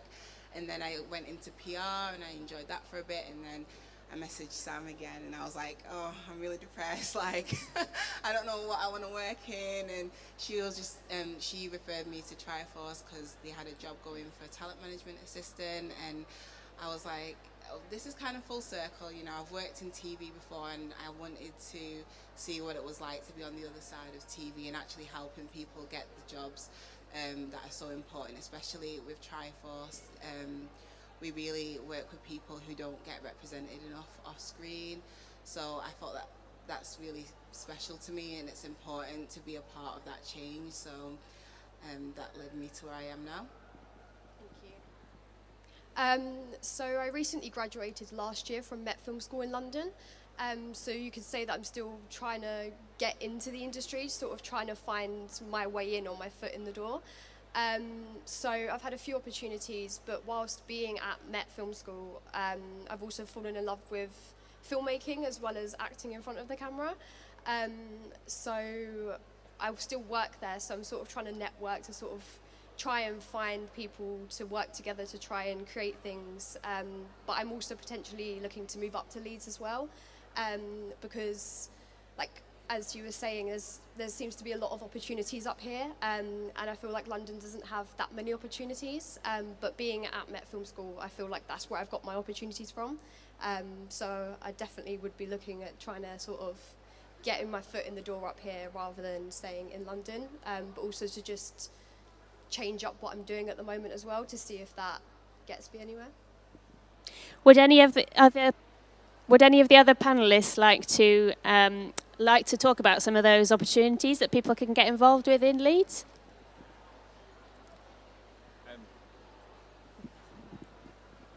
Yeah, so I mean, based at Leeds City College, we see like lots of opportunities to sort of come by our way. One of the best places I would recommend people to sort of swing by is probably the Screen Yorkshire stand that's just based, I think, over that way. Skin Yorkshire have got like some fantastic opportunities, and they've got something that they call Connected Campus. So on Facebook, they've got a group on there where people can sort of join. They can find out about what's sort of happening within Yorkshire and get involved with different projects that are sort of happening. So it's a really great place for sort of networking and getting to know people. Yeah, sure. So I would say the best thing you can do is be unbelievably proactive in the industry. So if I was trying to get in now, I'd be going on every single production company's website who is based here, based in Manchester, based in Newcastle, based in Liverpool, everywhere across the north, and go, right, who are the production companies? Who is the head of development or the head of production or the production manager? And try and guess their email address. It's usually first name dot second name at website address. And send them an email, say, look, I'm hungry for an opportunity, I'm excited, I've got all these ideas. These are 3 top-line ideas that I would love to see made on telly or in digital, whatever. And say, look, I'm really open, I'm open book. Can I have 50 minutes of your time, even for a virtual catch-up? And often, people will get back because they admire initiative and they admire people who get in touch, who are kind of proactive. So that's the first thing I would say. And the second thing is YouTube, as I said back then, has democratized broadcasting now. Like, we're looking to digital to try and make content. We're looking to YouTube and Snapchat and TikTok. And I'd say, if you have an idea, there is nothing stopping you, like in your evening or in a lunch break or whatever, just grabbing your phone, however crap it is, and trying to shoot something yourself, even if it's just your hands flicking through a magazine and talking about it. I think when I'm looking at CVs and I'm looking at people to bring in for a placement or bring in as a researcher, having someone who comes with just a little something that they've shot makes a massive, massive difference, because now when you're young trying to get into the industry, you have to be multi-skilled. You have to be able to do a bit of shooting, do a bit of editing, have an idea, be an ideas person, be proactive. So that would be my recommendation is, we've got great production companies up here, just get in touch. I was just going to say the same thing, basically, especially if you're like in uni or anything. It's important to talk to your lecturers and ask about any production companies nearby and get that work experience, even if it's free work. It's especially annoying in this economy, but it's really important to just get that experience. What should any of the people here today talk to you about? So in terms of getting that experience, getting the connections, what should they talk to you about? Well, if you wanted to talk to me, my thing is talent development, and it's developing people to do the jobs in the industry. So I really feel it's important that we really look after the person. So I'm very person-centered. So it's finding out what your skills are and how those skills can match to jobs, because transferable skills are massive. There's lots of things that you do in your everyday life that can work in TV. You just need to know how to match them to it and where to go. Like, for instance, Studio 12, they have free equipment. They have free music equipment. You can go in there, and I think they've got camera equipment and stuff. There's lots of things that you can do to build your skills. As Lucy said, YouTube can teach you a heck of a lot of things. There's lots of open source software that you can learn while you build yourself up. So I would say to you, really think about your skills, think about you as a person, and think about what areas of interest to you. And that way you can help build your career, because there's so many jobs in this industry, it's unbelievable. There's so many genres that you could go into, but it's really good in the beginning that you really have an understanding of who you are and what you're going to enjoy, because it's a long career. And although you can change around, I just think it's important to have that as your main focus. I was at a networking event last week in London, and there was a chap who was, I think he was about 21, 22, and he was leading a development team at Hat-Trick Productions, and or a development lab. And what he'd done is he'd cribbed up on AI, artificial intelligence, and he went to a production company, said, I can use artificial intelligence to transform your development team. And like, amazing. If someone could go away now and come to me and talk to me about how we can use AI to generate ideas, watch a load of YouTube videos, play on Mid-Journey, hey, that is a conversation I really want to have. Now's your chance, everyone. Make those pitches. So we've seen from and heard that it seems to be a very, very fast environment, a fast-paced industry. And we've talked a little bit about some of the skills necessary within that to make you a success. Could you talk a little bit about some of the skills needed that maybe you get from the industry, or maybe, like you were talking about, some of those transferable skills? So what are some of those essential skills that people can be focusing on? I guess it's kind of been said already, but just being proactive, like being here today, for example, is an amazing, start. Just meeting the right people, hearing about the different roles that are out there, different ways into the industry, like everyone's taken completely different journeys to where they are now. Just getting a bit of more of an understanding. Like, I didn't have a clue when I started about all the different genres, all the different roles within editorial teams, within production teams, how everything kind of broke down. I'd kind of dabbled in different areas until I found what I'm passionate about and where I was best placed. But I think it's, saying yes to opportunities. If I hadn't have taken that placement that no one else on my course wanted, because it was completely different to what I'd been training for and what I thought I wanted to do, I'd be in a completely different, I'd still be in the media industry and, in that environment, but it'd be a completely different, last 15 years of my life, which I've loved doing reality and entertainment. So I'm just so glad that I took that opportunity when I did. Not sure if that answered the question or not. Oh, all right. I would say it's very similar to what you've said, but I think having real tenacity is a thing, because you can teach people the hard skills. I mean, you can teach people how to use a camera, you can teach people how to edit, but you can't necessarily teach people how to go out there and to get what they want as such. So that needs to come from inside of you. So if you have a real passion, and in all honesty, this is an industry that is really built on passion. If you really want to do it, it's going to be hard, you're going to need resilience, but you'll be able to do it. Just always have your goal at the center of everything you do. In fact, when I used to do Beyond Bronze Hairs, one of the things that I used to get people to do is do like a vision board of where they want to be and have their top goal at the top and figure out how they're going to get there, so they can challenge themselves all the time with how they're going to build their journey. Because I know it's cliched, but it genuinely is a journey to where you want to go. And it never ends the way you think it's going to end, which I think you'll agree, Lucy, in development, whatever you first put forward is never what comes out, right? It is an absolute journey to get where you want to be. And the other thing that no one told me when I was starting out, and I wish someone had told me earlier, is be really generous with sharing your ideas.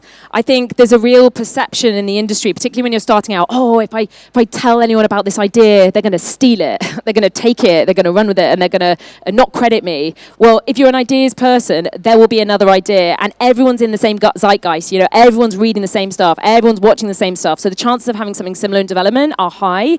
But I think if I see someone proactive who comes to me with a bunch of ideas and isn't afraid to share them, that is the number one thing that I look for. And just so don't be afraid to share your ideas. People won't nick them, and if they do, it'll be 5 years before they can get them commissioned, so you're in a race with them anyway. That's what I'd say. Nice. And how do you keep current in this industry then? So how do you keep on top of the different trends and themes and the memes and all the things, all that sort of thing that how do you keep current? So for myself, one of the big things I check up on is TikTok. My partner says that I spend far too much time on it, and she was absolutely right. Anywhere between like sort of 3 to 4 hours a day on TikTok is far too much, but it gives me a lot of things to sort of contemplate, a lot of things that I can sort of bring to the table for my students, a lot of things that are sort of happening in and around the world, because these are things that people are sort of talking about. And as Lucy's sort of talked about with sort of TV development, these sort of social media posts, that's what's grabbing audiences, and at the end of the day, that's what the film and TV industry is all about. It's about making content that's going to be palatable for the audiences out there, and the best way to do that is by keeping your finger on the pulse.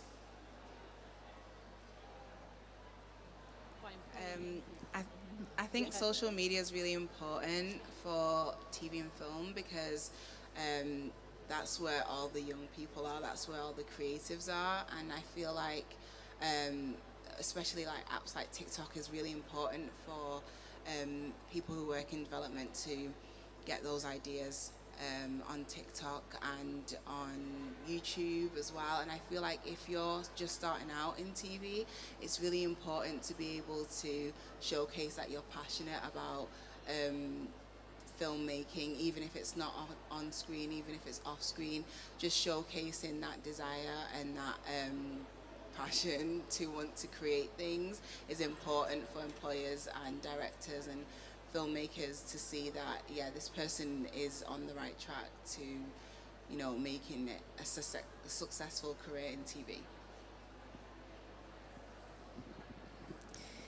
Nice.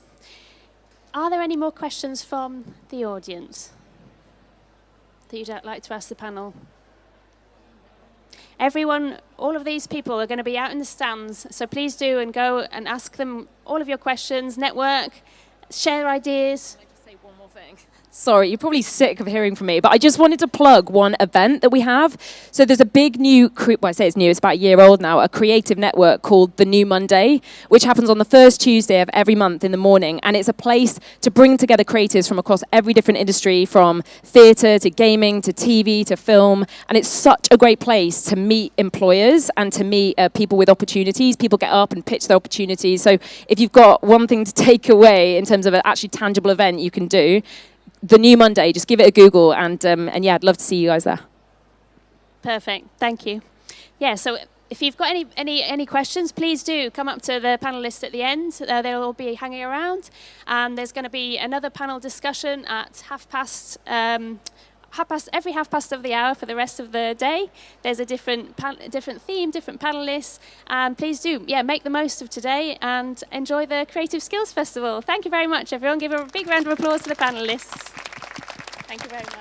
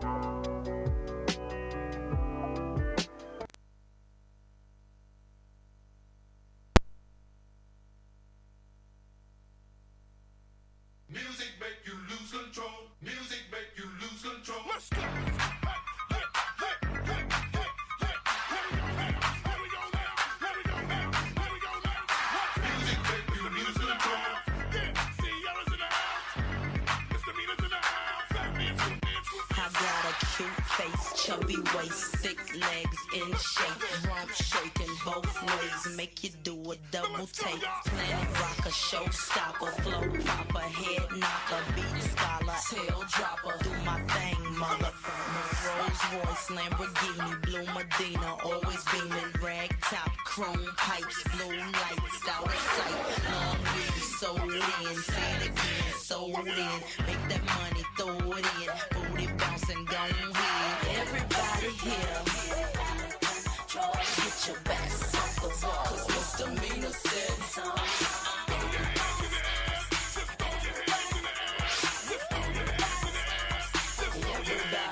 Well, my name is Sierra for all you fly fellas. No one can do it better. She'll sing on acapella. Boy, the music makes me lose control. We're gonna make you lose control and let it go, for you know you gonna hit the flow. I rock to the beat till I'm higher. The walk in the club is fire. Get it crunk and wired. Wave your hands, scream louder.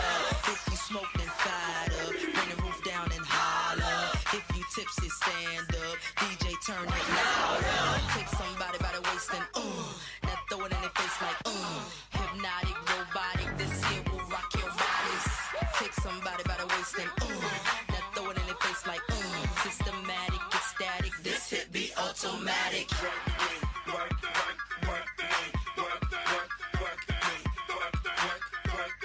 Do it right.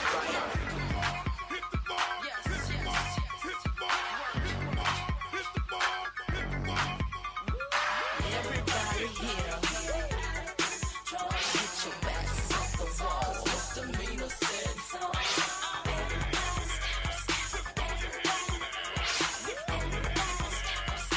Everybody.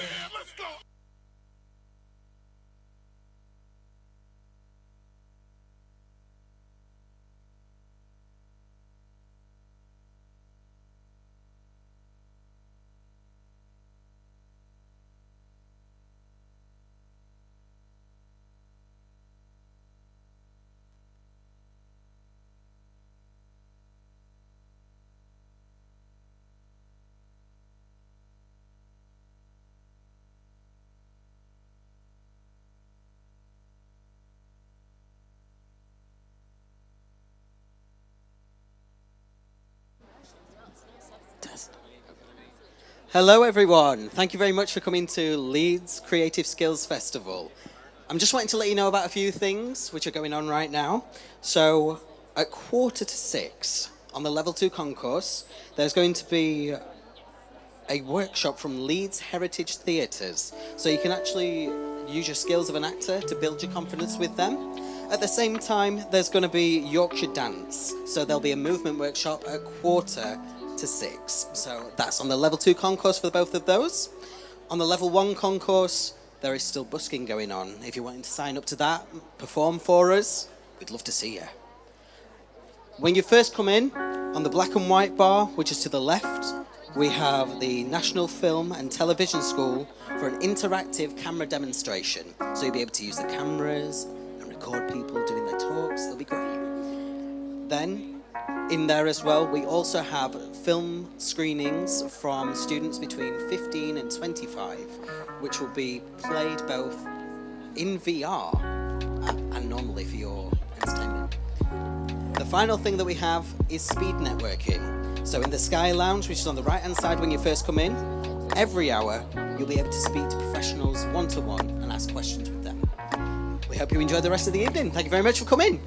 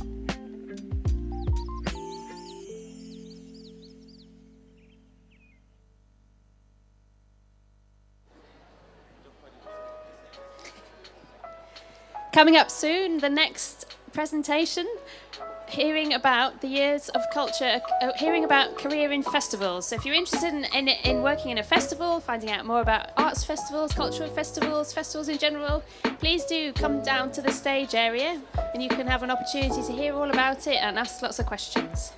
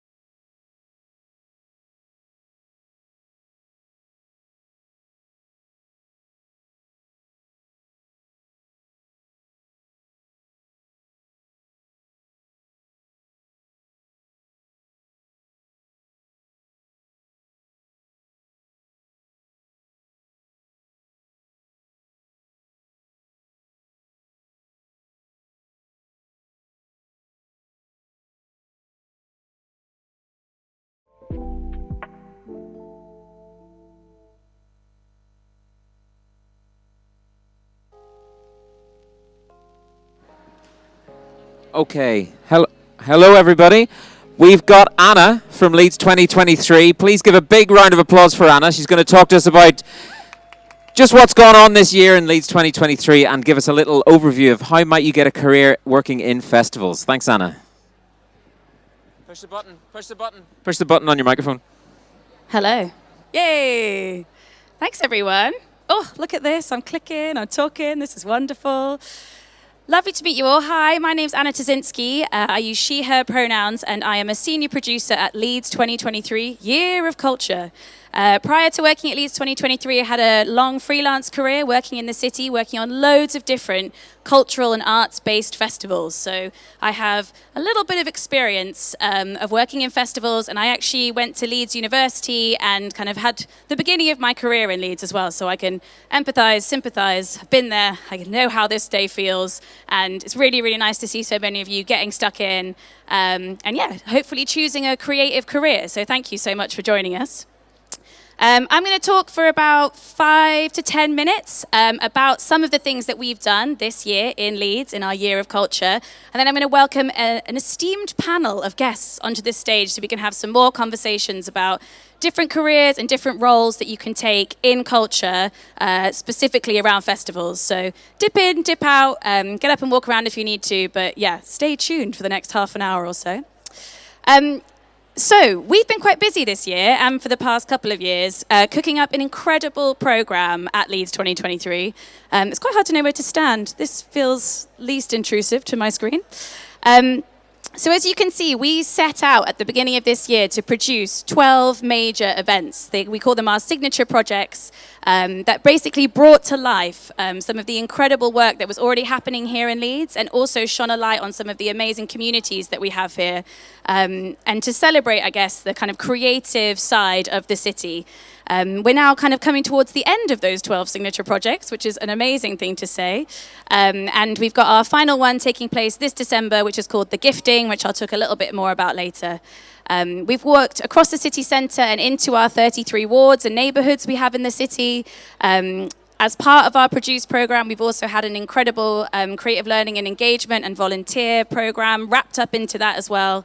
And our kind of definition of culture has been extremely broad. So it has involved sport, food, comedy, dance, rap, you name it. That is culture to us, which has been fabulous. We've also been working with some of the incredible kind of cultural providers who have already been in the city for years, trying to bolster their work, and that's all been under our partner programme.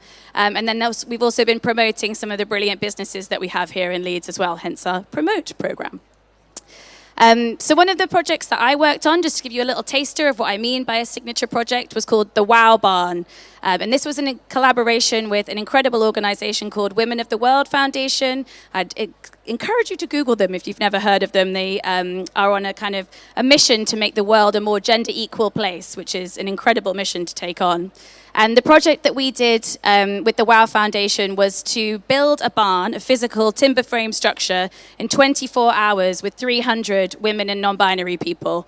And when I say 24 hours, I mean we started at 6 p.m., we worked through the night and the rain, and we finished at 6 p.m. the next day to raise this beautiful structure that was designed by a local artist called Emma Hardacre, who made these lovely patterns for us.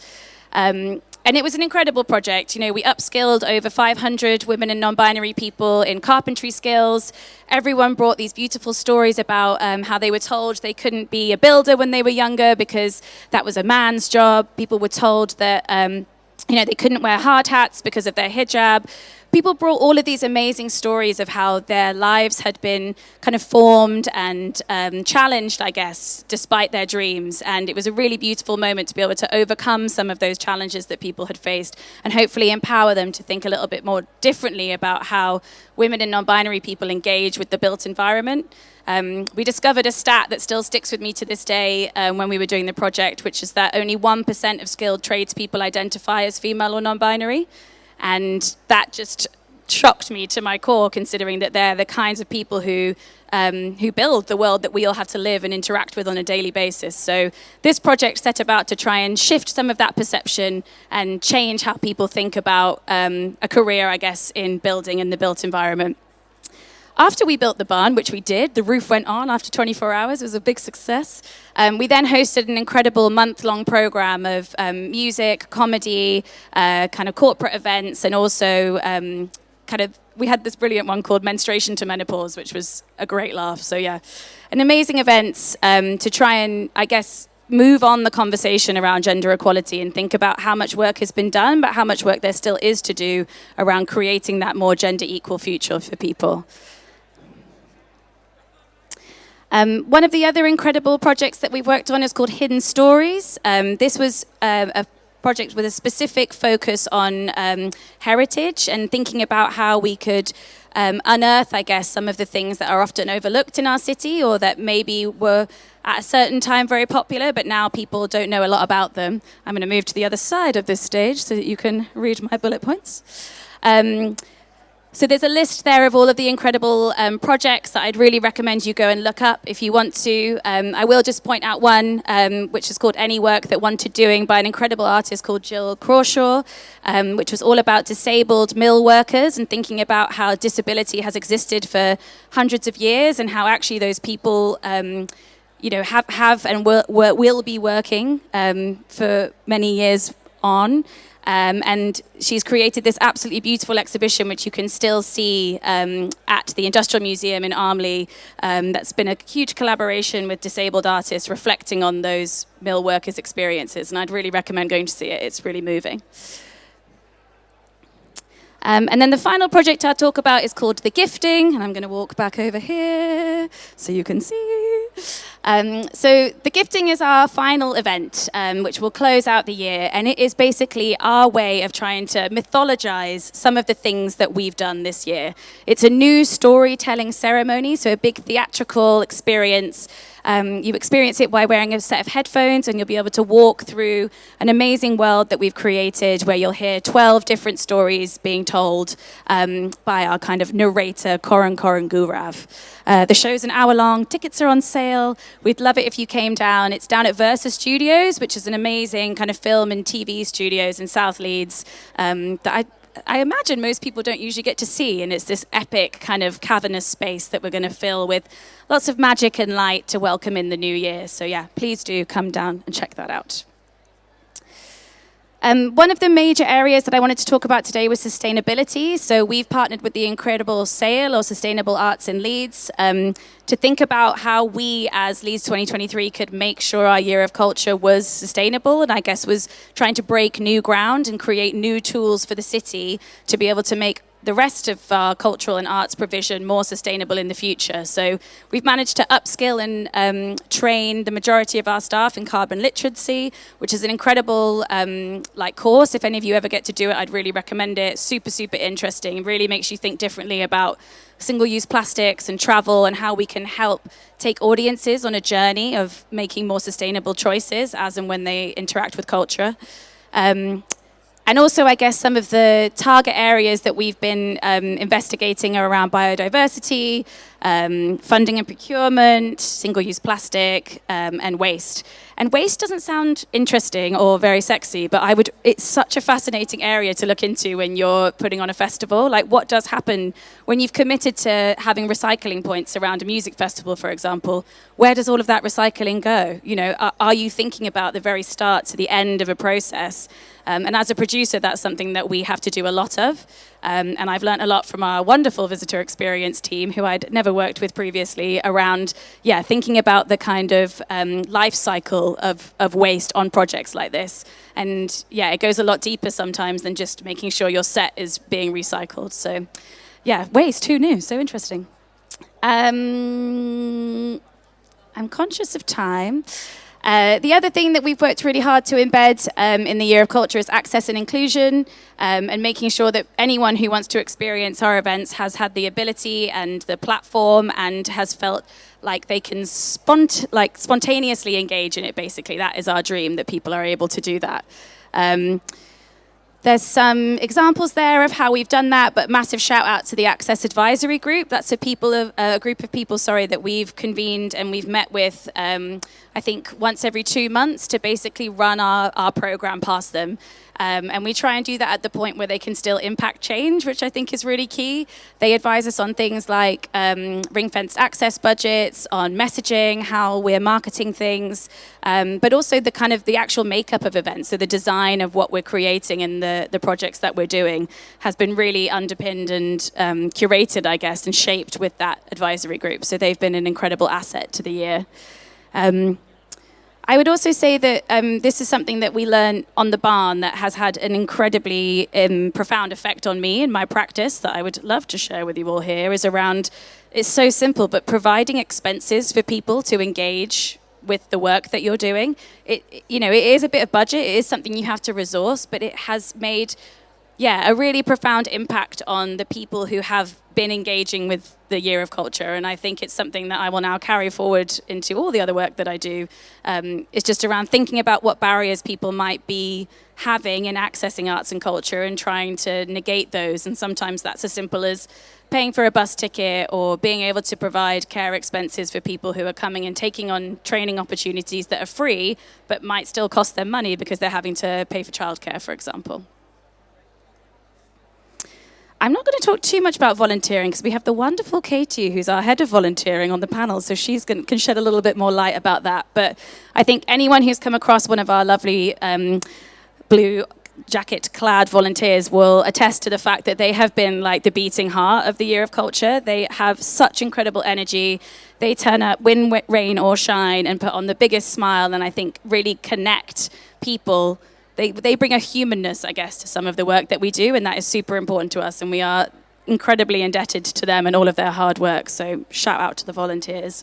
And that's a huge part of our legacy as well. You can't talk about a Year of Culture without talking about legacy, and I would say that the volunteering kind of force that we've put together is something that we're really proud of, and that it feels like a massive gift back to the city when it comes to the people that we've inspired and engaged with.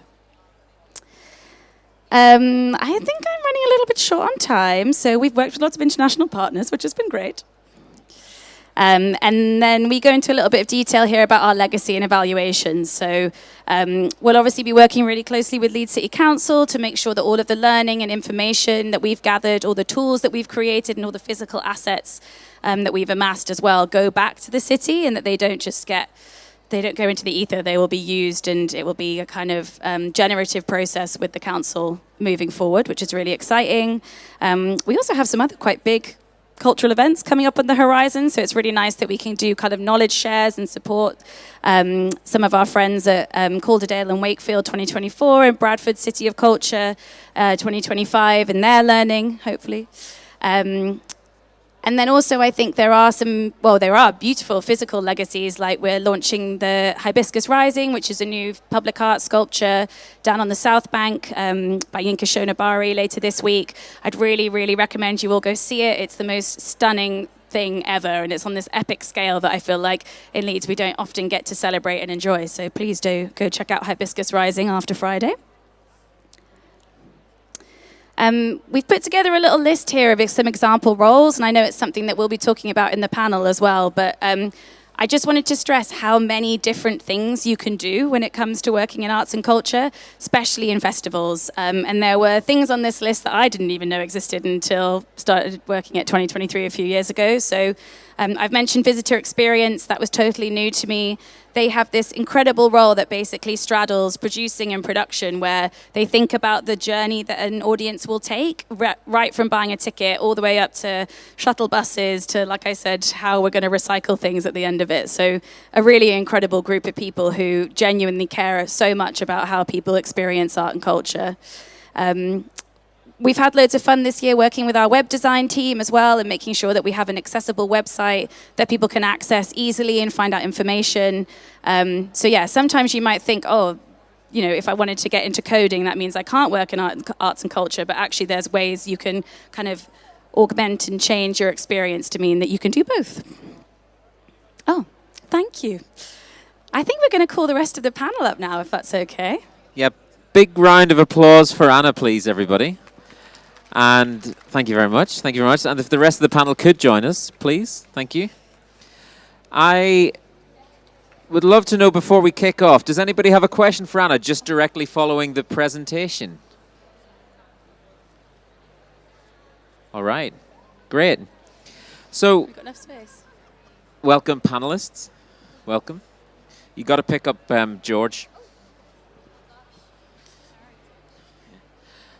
So I'd like you to introduce yourselves and maybe just tell us a little story about the first time you found yourself at a festival and was like, I could see myself working in this. Hi, my name's Katie Atkins. I'm the head of volunteering at Leeds 2023. So I think I'm very lucky because I hail from Hull. So my very first experience of wanting to do this on a more permanent basis was being part of Hull's Year of Culture in 2017. So Hull had official City of Culture status in 2017, and I was actually a volunteer in that year. So that was my first experience. Hi everybody, can you hear me? My name is Kat Boone. I'm a producer at Bradford City of Culture. I've just been with Anna over at Leeds 2023 doing some amazing stuff. And I'm a producer as well. So I guess my first experience, thinking back, when I was 16 and I went to a metal festival all dayer in my local music venue, and it was just really cool because there were loads of people that loved the same thing, and I was like, I want to make that sort of thing happen. Never done that since, but it's galvanized me to work at festivals. So. Hi, I'm Amy. I'm Festival Director of Thought Bubble Comic Art Festival. I'd never seen anything like Thought Bubble until the first year I worked there, and that's what made me want to make it better and better. I've been to music festivals, but I never realised they could be that niche until I started working in them. Hi, I'm Laura. I'm events manager at Leeds City College. I think mine's very similar, where I went to a lot of music festivals, really enjoyed them, and then found an events career through education and stayed in education. You've heard a lot from me, but I will just say that my first experience of a festival was a food festival that I went to when I was 12, and there was a table that just had unlimited cake on it, and as a 12-year-old I was like, excuse me, it's unlimited, and I really pushed that. I really took that to the limit, so yeah, food festival for me. Nice. Yeah, there is a real variety of different festivals around in Leeds, and even within the cultural sector. Some of you work in festivals which are one-off festivals, happen once a year. I know there's some that happen every couple of years, and then there's some. Yeah, I can't remember if I said one-off, and there's a variety of different festivals anyhow. And I was wondering if you could share a little bit about what it was like for each of you in the where you are in the festival at the moment, and how that is maybe day to day, or what it's like to work in the festival industry.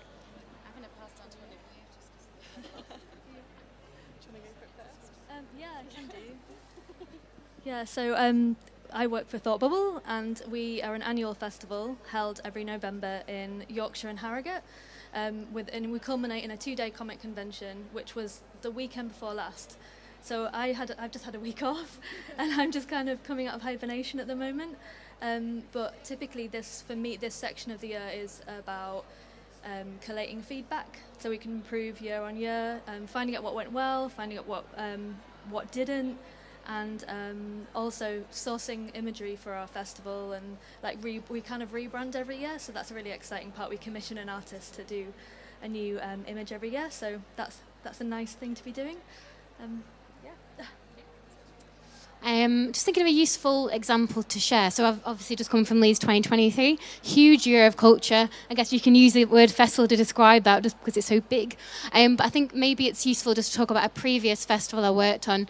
So I'm from Stoke-on-Trent in the Midlands, and I worked for many years on a festival called The Big Feast, which had nothing to do with food, sadly, although the idea was that it was all about art being like food, and there's a variety of it was the idea. Sad, there's no food there.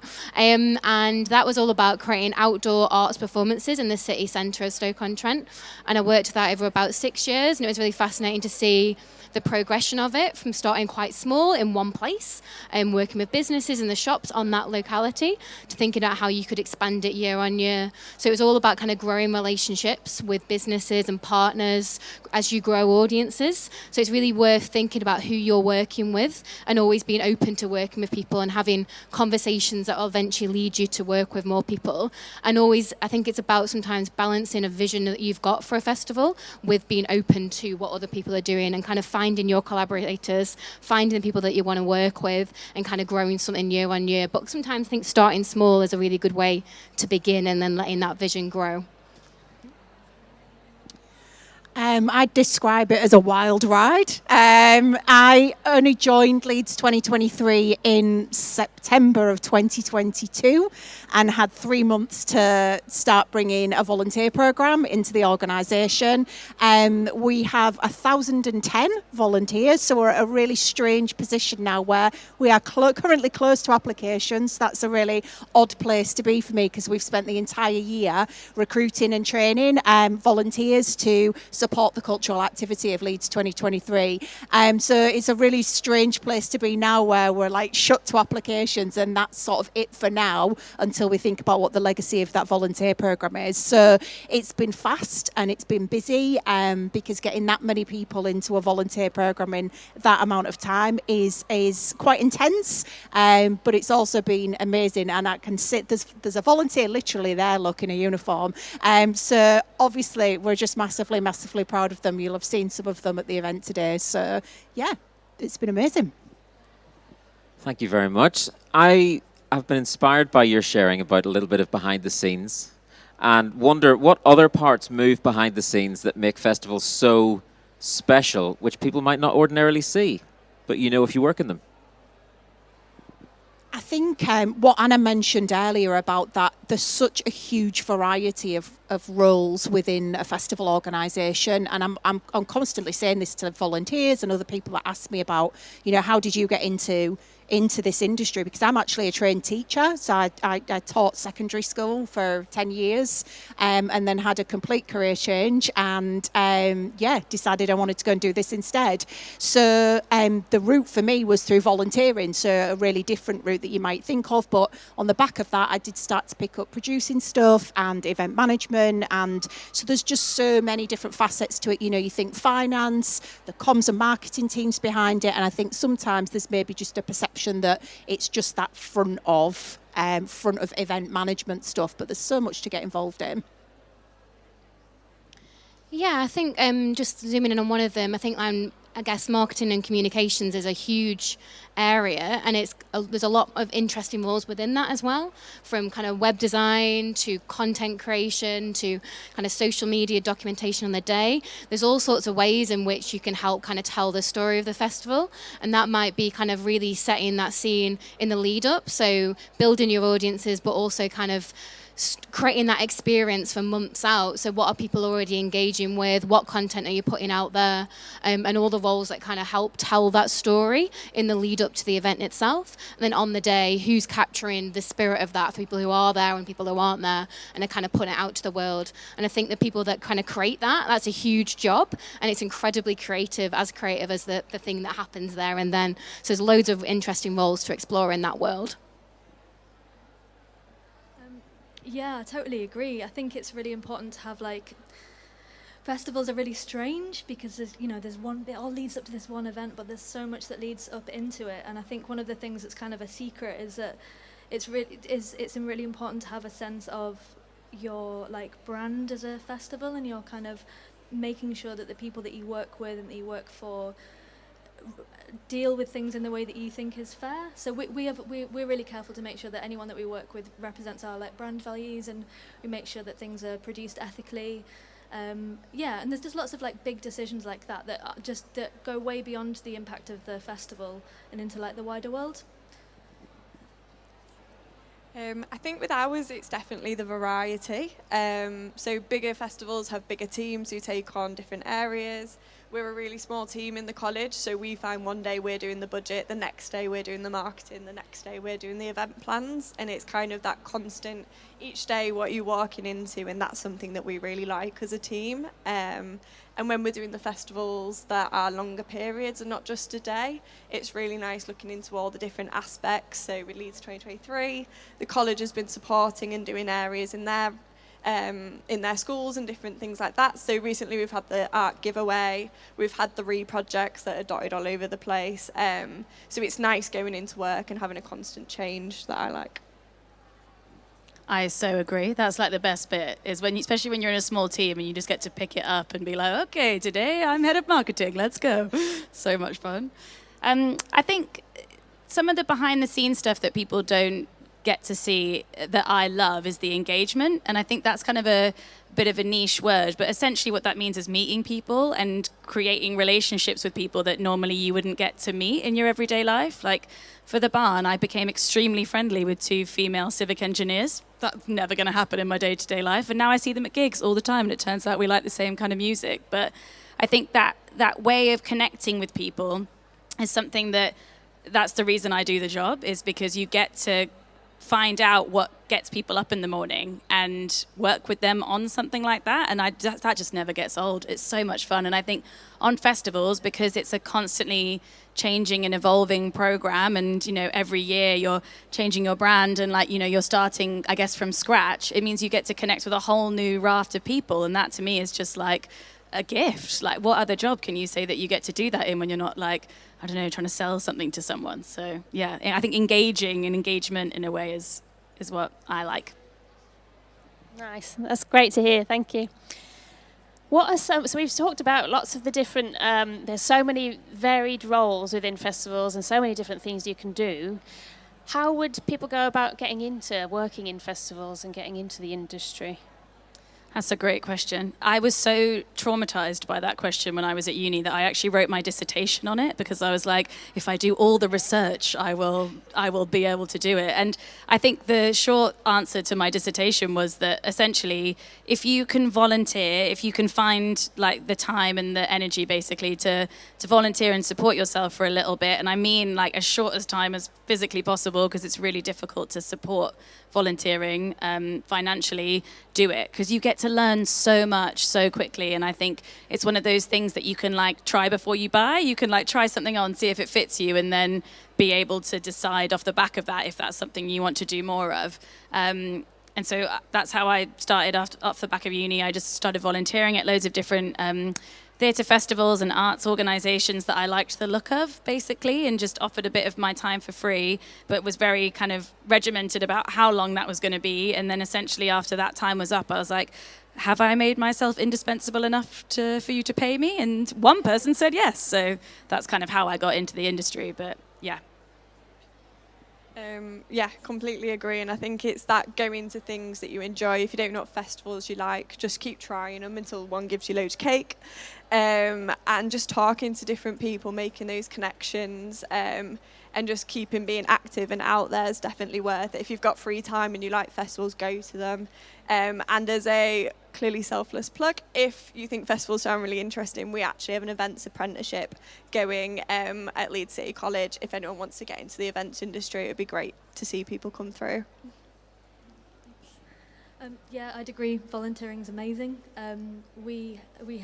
So 2 of the other people that work full-time at Thought Bubble were volunteers first. We use a volunteer for our design work, which we pay her obviously now. But yeah, volunteering's amazing, and it really gives you an insight of like all the different jobs you can do within a festival, like production, like graphic design, like dealing event management kind of stuff, queue management, loads of stuff. Volunteering's excellent if you can do it. I'm probably also going to say the same. Volunteering where you can. And I think, as Anna sort of hinted at around, kind of putting some limits on that a little bit and kind of giving yourself how long are you going to volunteer for before you start looking for that kind of paid work and taking the opportunities where they come. I think it's also worth doing some research into the organisations behind the festivals that you love. Are they doing other activity throughout the year? Are they attached to other organisations? If they're arts organisations, have they got a base somewhere? Do they do other activities where there might be other opportunities that aren't just attached to that festival? And there might be other job vacancies in slightly different areas, like box office, where you might be able to get in and then start meeting people and start creating networks. Sometimes it's looking a little bit more broadly than the festival, and it's broader network to kind of find your route in, I guess. You know, I'm going to say volunteering because, you know, that's what I do. Yeah, volunteering is such an amazing way to get into the industry. That's what I did. But I would hit that with a caveat is do your research about the volunteer opportunities as well and make sure they're right for you and make sure the organisation is looking after its volunteers and is ethical and all of those sorts of things. You know, we could talk about that. That's a really big piece of work. But volunteering is a great way to sort of build up your skill set and build up your CV. The style of volunteering that we do is brilliant because it's also varied. So I'm going to give a plug to Bradford. Bradford are going to be looking for volunteers for their year of culture, and years of culture volunteering are just a fantastic way of getting a really good dip into loads of different types of role. So a really, really big plug for them if you're interested. I'm going to buck the trend slightly, and I'm not just going to say straight up volunteering, but I think if there's something you love to do, a festival can be any size and an event can take any shape or form. And you never really know who you're evidencing your ability to whenever you're doing something that you love well. So if you want to put an event on, maybe just do it. Even if it's in your own right and like in your garden and you want to have some friends over to play some music or have a little art festival in, you know, somebody's garden if they've got a little space that you can use for free. And start from there, because sometimes then somebody might invite you to do something else in the future, and then it's just like a little cascade of opportunity. So if you love something, don't be afraid to do something with it that other people can join you in the celebration of. Maybe just one piece of advice for people who are looking to take the next step. That's not volunteering, because we know how great volunteering is. But what would you say to people who are eager and interested could be a next good step? It's just from a personal perspective. I would say be really keen and be really, you know, getting out there, but also really, really importantly, look after yourself and look after your mental health and protect yourself from burnout and all of those different things. That would probably be my most important piece of advice to others wanting to enter the industry. Yeah, definitely. I would say go to lots of things, see lots of things, get involved in things, but also find out about the people that have made them happen. How have they got to that point? Where have they worked? What's their CV been like? How did they start out? Contact those people, you know, put the feelers out there and find out who's doing the stuff that you love and what got them to that point. It's always really useful. Yeah, these are really great points. I would say just if you love something, if you're into, say, comics, for example, go to as many comic shows as you can, because even within those niches, there's loads of difference. Even like food festivals, there's loads of different ones. So, yeah, try everything out as much as you can, and you look after yourself at the same time. I think be willing to deal with variety. So some days I found myself counting bins. Some days I've been putting sellotape on the floor to grid out different areas. Some days are more glamorous where there's loads of food. There's also different things, but I think just be willing to get up in the morning and be excited for whatever is coming your way. I think blag it. I think so much of the arts and cultural industry is about blagging it, and I think sometimes it's okay to say you've got an interest in something, but you don't have to know exactly how to do it, and you don't have to be a trained professional in that. I think sometimes being like open to not being the best at something and, you know, admitting that you might fail at something is actually a really amazing quality when you're first setting out. And I think totally building on what Phil said around, you know, putting on your own events, and if 3 people come, that's 3 more than would have come if you hadn't done it. And I think it's the same with volunteering. It's the same with like the first role that you might, you know, get out of education. It's okay for it not to be perfect, and it's okay for you not to be perfect. And I feel like if you start telling people you want to be a producer, which is what I did, sometimes people just go, okay, go on, produce. And you're like, oh, okay, madly Googling how to set up a budget template. And that's okay. Like, that's what we're all doing. Like, you're all incredibly talented people, but, you know, we are just kind of faking it till we make it, because that's what everyone's doing in life. So, yeah, I think like believe in yourself, follow what you're into, and just have the confidence to give it a go. Sound advice. Thank you very much. So we do have time for a couple of questions from the audience, if there's anyone that would like to ask any questions.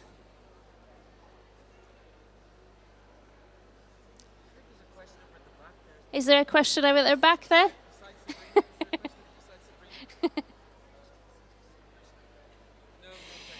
No question. So all of these panelists will be milling around the arena for, well, to the end of the event today. So please do come and speak to them, come and speak to us, ask your questions, make the most of this opportunity of the Creative Skills Festival this year. And yeah, big round of, did you want to add something? Get stuck in. Get stuck in, Phil says. Absolutely. Yeah, get stuck in. And a big round of applause to our panelists. Thank you very much.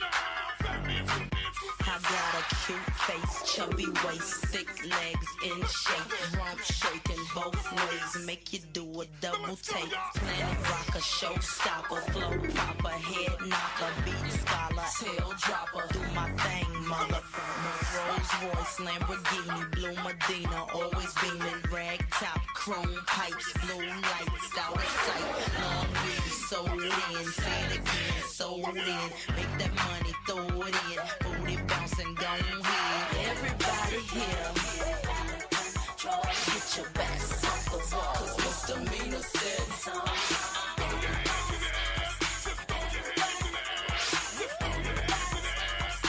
Everybody, well, my name, let's see, error for all you fly fellas. No one can do it better. she'll sing on acapella. Boy, the music makes me lose control. We're gonna make you lose control and let it go, for you know you gonna hit the flow. I rock to the beat till I'm the walk in the club is fire. Get it crunk and wired. Wave your hands, scream louder. If you smoke, then fired up. Bring the roof down and holler. If you tipsy, stand up. DJ, turn it louder. Take somebody by the waist and now throw it in their face like hypnotic, robotic. This here will rock your bodies. Take somebody by the waist and now throw it in their face like systematic, ecstatic. This hit be automatic.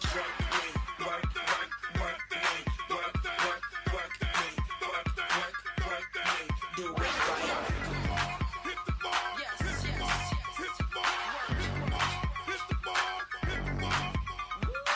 Everybody here, get your backs off the wall. Misdemeanor said so.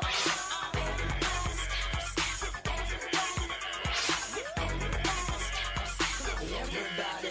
Let's go.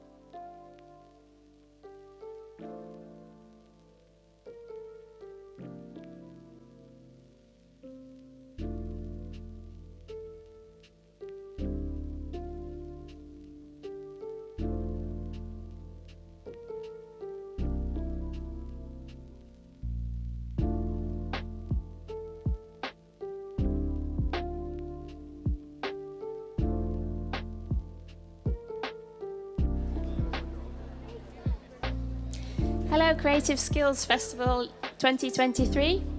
The next panel discussion is going to be at 6:30 about careers in the live events and entertainment industry. So make your way down to the stage to hear all about careers in events.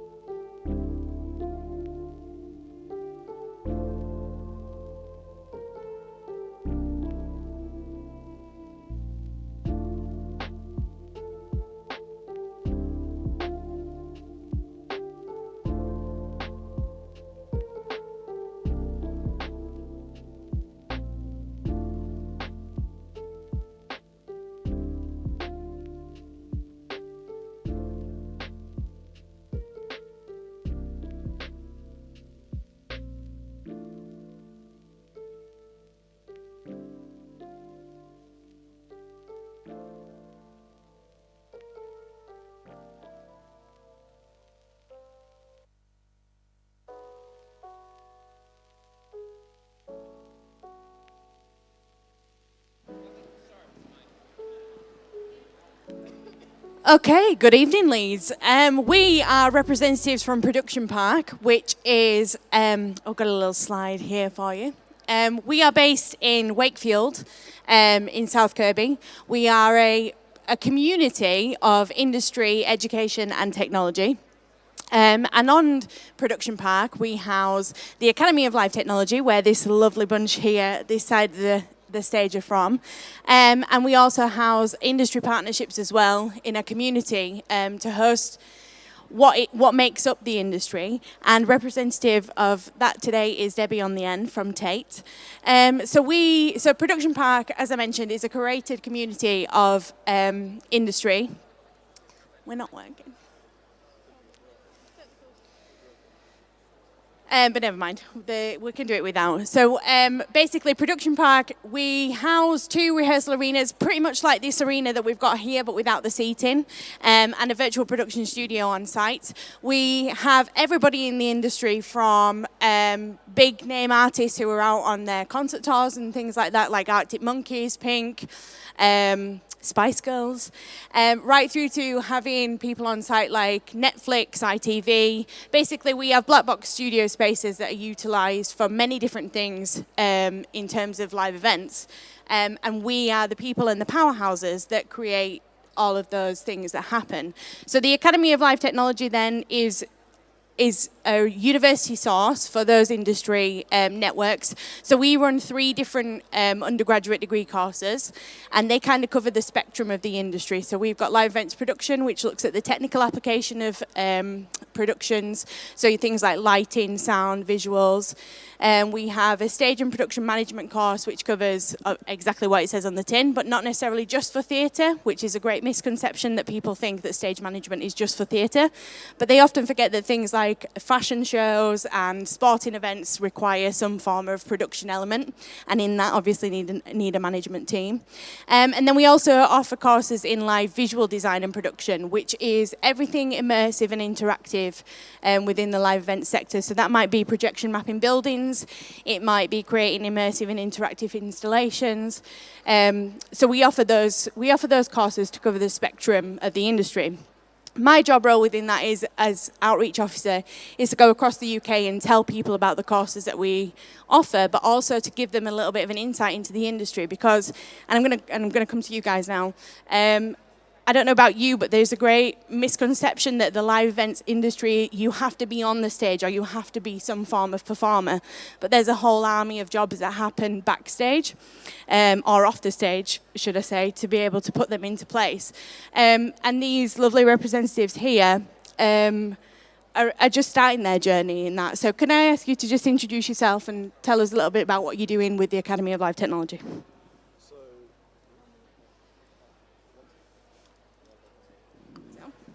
Sorry, one sec.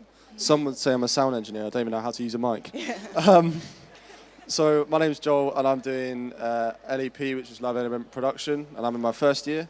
Yeah. I'm Leonie, also doing LEP, live event production. We've all been here for like 5 weeks so far. I'm Layla, I'm doing live events production as well. We're all in our first year. And I'm not a sound engineer, and I can use a microphone. I'm Lewis, I do also LEP, and I'm a first year as well. So then my first question to you guys is, as students, obviously, who've come into their first year of learning things about the Academy of Live Technology, what did you know about the industry and the job roles that were out there prior to coming to us? So I've been doing it since I was 12, so started as little as just doing like the PowerPoints at school, and then working my way up, and then had the opportunity to work in a theatre when I was about 16. And then after that, graduated from college and then came to university with the inspirations of working and going on tour and working in places like we are in now. I started similar than Lewis, and then I got involved with quite a high, how do you say it? I don't know, quite an expensive install, which I helped spec, which was quite exciting. Got me to allow to experience new equipment and sort of see what equipment was right for what spaces. Had to do quite a bit of research, but also work with companies, and they had quite a bit of the best advice for me for which equipment to use, and that sort of allowed me to look more into equipment and then get myself using it, and then I decided to go to uni. So. I started in the industry when I was about 18. I did a course at college, and most of the stuff I did before uni was like event management, stage management kind of things. But I did my first festival in July, and at college I was learning about live sound, and every single time I went to a gig after that, I just wanted to be involved in some aspect. So then when I was researching universities, ALT came up, and yeah, that's what I decided to get into. For me, it was a bit different. My family have always been involved in music. My dad has been DJing in Manchester for about 35 years. He does a lot of sound system stuff. He's big into his reggae and his dub. So for me, it was always following in his footsteps. I've always been like backstage to his events and stuff, and just never really been bothered. And then when it came to choosing something to do, I started DJing myself and realised it wasn't that fun on stage. Rumour has it, it's more fun backstage. And I decided that I wanted to just change my journey, really, and come to uni and do live events instead. So do you feel then, when you were at college, that you understood the industry, or have your eyes been opened from when you've set foot on site, like on Production Park, and being a part of the Academy of Live Technology? I feel like when you come from such a small institution like college, even though ALT themselves are huge, when you see what happens on site, what kind of companies we have on site, it's so much more broad than you originally think. Like, I thought that events were just someone doing lighting, someone doing sound, someone's performing. But then when you come to ALT and you see just how much goes on behind the scenes that you really just don't even think about, it's like very, very eye-opening. I'm just going to cut in. I think one of the biggest things for me was I've only been in this job role for 2.5 years. When I first got to Production Park, one of the productions that was in the studio was the Cirque du Soleil. So they'd just been in shipping containers, because obviously it was the back end of COVID and it was all starting to come up. The scale and magnitude of that production was incredible. How they built it, but then also not just the building of it, but the people involved. And I think as well, to put into perspective, we had Pink in Studio 5 back in May this year. She's obviously just done, or she's still currently doing her world tour. From initial conversation about that design, which landed with Tate and the stage manufacturing side of things, from that initial inquiry to getting it to rehearsal at Production Park, took 518 people. And and that's before it even goes out on tour. So that's people who are designing stages, who are engineering the automation elements of it. They're the people that are bringing the project from initial concept to fruition. And then you've got your lighting designers and your sound engineers. You've got all your video and content creators and things like that that run alongside it. And then you've got your stage management team, and not just stage management, but your tour management. If you're going out on tour, you know, there's a whole host of people that have to coordinate all of that. We don't just rock up in America and go, yeah, we're going to play here today. There's a lot of coordination that goes on in that. So from literal concept idea to the rehearsal product, takes an army of people to get to that stage. And I think that really opened my eyes in terms of how many people it takes to be able to put on something like that we just so blasely just go and watch and enjoy. But there's, and like I said, once you leave the facility for rehearsal, it goes on tour, so it goes to another stage of crew and people and logistics and things like that. So the magnitude of career opportunities available just within that sector alone is huge. Can we just pass the mic down to Debbie? I just want to ask Debbie a couple of questions, because Tate is obviously a very big global manufacturing stage company, but they also do automation and things like that. How important is it for you that we push young people through the industry? I think it's really important. I think, you know, as our partnership with all continues and grows, we see so many students, young people coming through, getting engaged, coming in with such enthusiasm, and that's what we want to see. You know, it's about how you can come in with little experience, a little bit of knowledge, but the opportunities and the industry is so big, it's probably a learning curve as you go along. You gain the experience as you go, and so yeah, I think it's vital that we've got young people in the industry. And what would a young person potentially, if they'd done their degree course with us, or maybe not, in the avenue of work that you've got, what could a career look like working in the industry at Tate?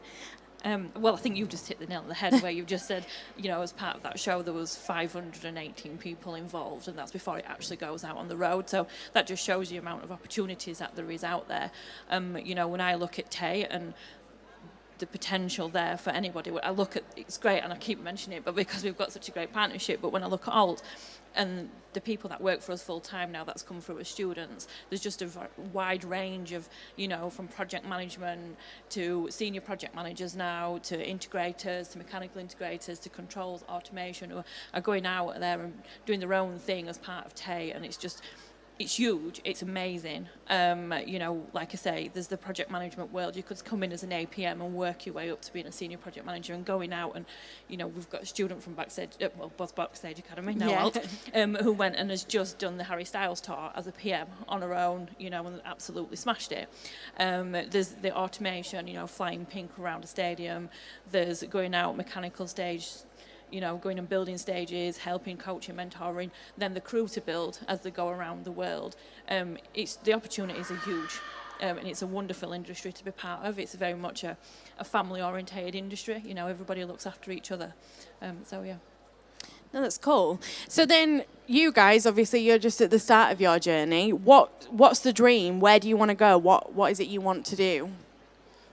Go on tour, mainly. Just go out. Explore the world whilst working as well. So that's a great part of the industry, is you get to explore and go around the world and also get paid at the same time. So as long as you put the effort in as well, the opportunities come to you. I think generally the same. I'm leaning towards being a sound engineer, but I love the idea of making events in places that you don't think they could happen. So old amphitheatres. I was in Croatia while Foo Fighters were playing in a little amphitheatre, and it was unreal. Like, I didn't think they could have them in there. There was about 800 people in there. It was ridiculous, but that's the sort of thing I want to be doing and like making happen. And yeah. Quite similar to Joel. I'd like to be a sound engineer or somewhere involved in sound. But yeah, I think touring at the moment is like the dream. Obviously touring, but I think that's been said quite a lot. I like video. I don't know if anyone saw Tate again. They worked with Rihanna for the Super Bowl performance when she had all the moving platforms. stuff like that, being able to interact with like video and working with tape to make the moving platforms and the roleos as well. See, now I'm just nerding out. Tape roleos are so cool. What is a roleo? Come on, educate us. Well, you should probably ask Tate that, but I'll try and do it. So it's like a video screen, but it rolls in on itself. So they used it recently on Madonna's tour. And it's a way to, so for example, if you're sat at the side of the arena, you still get the exact same view as someone at the front where the front panels are, but they also roll in each other. So if if Madonna wanted to move around the stage or have a different place, she could go to that and everyone can still see it. It's just pretty cool for video people. Makes our lives a lot easier. Thanks, Tate.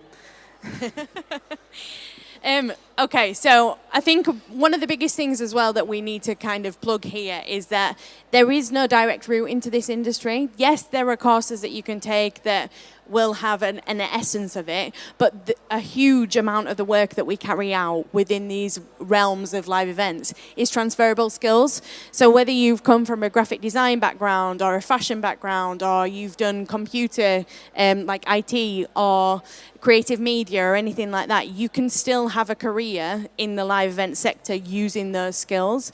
Whether you've been on the stage or whether you've never been near a stage, but you've got other elements in maybe marketing, it might be again games design, things like that. All those things are transferable, and what we try and push is that if you've got a qualification in games design, why not apply those skill sets to creating things like virtual production? So looking at things like Disney's Mandalorian or Avatar or the Batman movie or the Barbie movie, and applying those skill sets in those areas to create the stages of tomorrow, essentially, is what's happening out there at the minute.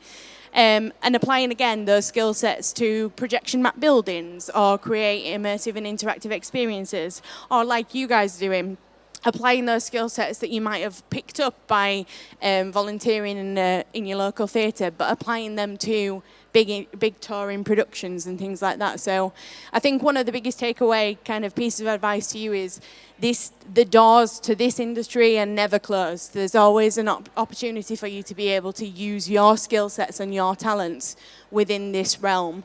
So don't ever stop exploring it, is what I will say. Just pick up really quickly on what you've been doing over the past few weeks. So yes, you are brand new students, sparkling, nice new students for us.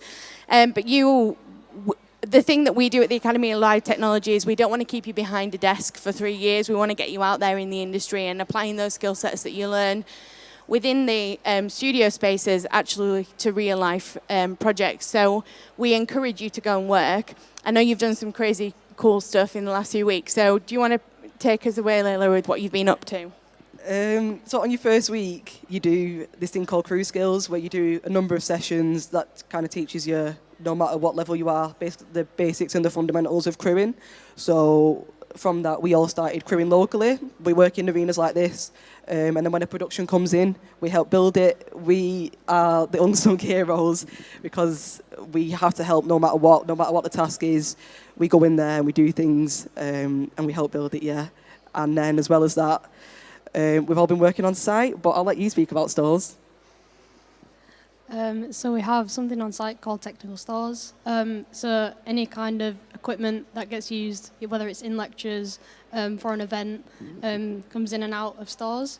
So yeah, since start of October, every single week, been in stores, most days. But we all had the opportunity to work on a thing called Production Futures. How many days into it? Like the first few days on site. So that was everything from building video wall. So yeah, we got a lot of skills from that just within the first few days on site. It was crazy. Yeah, I think the same as well. I think we've worked quite a bit in this arena, and there's still work to come, especially if you get on with touring technicians and engineers and stuff, you'll get further work. So I think I've got some work in London in December, because I spoke to one of the engineers on site a few weeks ago. It's just if you speak to people, the work will come, I think. There's so many opportunities on site as well. There's crewing companies, local crewing companies that are happy to take people. There's plenty of shifts around as well. But yeah, there's work on site as well, like open days. We build the open days. We literally build everything for them. We build like awards evenings, things like that. So there's plenty of stuff around, and I think it's really good for us to get involved straight away, and I think that's pretty much what we did. I don't think I can top that. I don't think I can really top anything on to add on to that, to be fair. JLS, come on. Oh, all right. JLS, 50 Cent, Muse, New Order. Yeah, basically it then. S-Club. Yeah, S-Club, yeah. Forgot about them. Ain't no party like an S-Club party, no. Cool. Anything else we'd like to add? Talking about what we was doing about experience that we get to have, we do this thing on a Wednesday called Symposium. We've had some really cool people in there. One to touch on that, like, I've worked closely with is a guy called Matt. He has his own video production company, so he works in certain venues in Manchester doing it. So he works at the Warehouse Project, busking video, which is what I've learned how to do before. So it's a good gateway to get into other places as well, because they are working in the industry now. Tate Integration came over, Martin Audio came over, lots of different people came over, and they give you just opportunities to work with them. They just say to you, don't be afraid to ask, because someone's always there to help you, offer you apprenticeships, unpaid work, paid work. Yeah, everyone just wants to help you, really. Cool, and I think as well, by being exposed to those industry people, again, it opens up opportunities to understand the job roles and other pathways as well within the industry. Would you agree, Lewis? Yeah, I would agree with that, yeah. Can I add as well, with this industry as well, and especially this university, is you don't even need to come from a tech background or anything like that. You can come into this university with zero experience, and they let you in no matter what, as long as you have the drive behind you to go for it. And the qualifications behind it. But as long as you have the motivation to want to learn and go into the events industry, Alt is the place to go for it. So I recommend just apply for it. I'd say just take any opportunity. It could change your life, to be honest. And it literally could. You could be a millionaire in 2 days. I just like to say, adding on from what Lewis said, as long as you've got the drive to do something, and as long as you are willing to do the little jobs that no one else wants to do, and build up your skills from that, and just treat everyone, just be a nice person. I've got a famous quote, I'm not allowed to say it, but just be a nice person, and people will appreciate you being kind. Cool. Do we have any questions from the audience? We're good.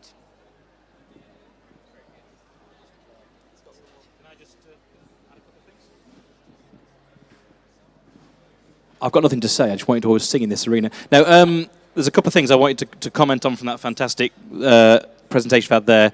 I started doing what you were doing before you were all born. So I used to work in spaces like this. And the jobs that I used to do don't exist now. And the jobs that you do don't exist when I was doing this for a living. Lights is my background. Sorry, sound, but lights is more important.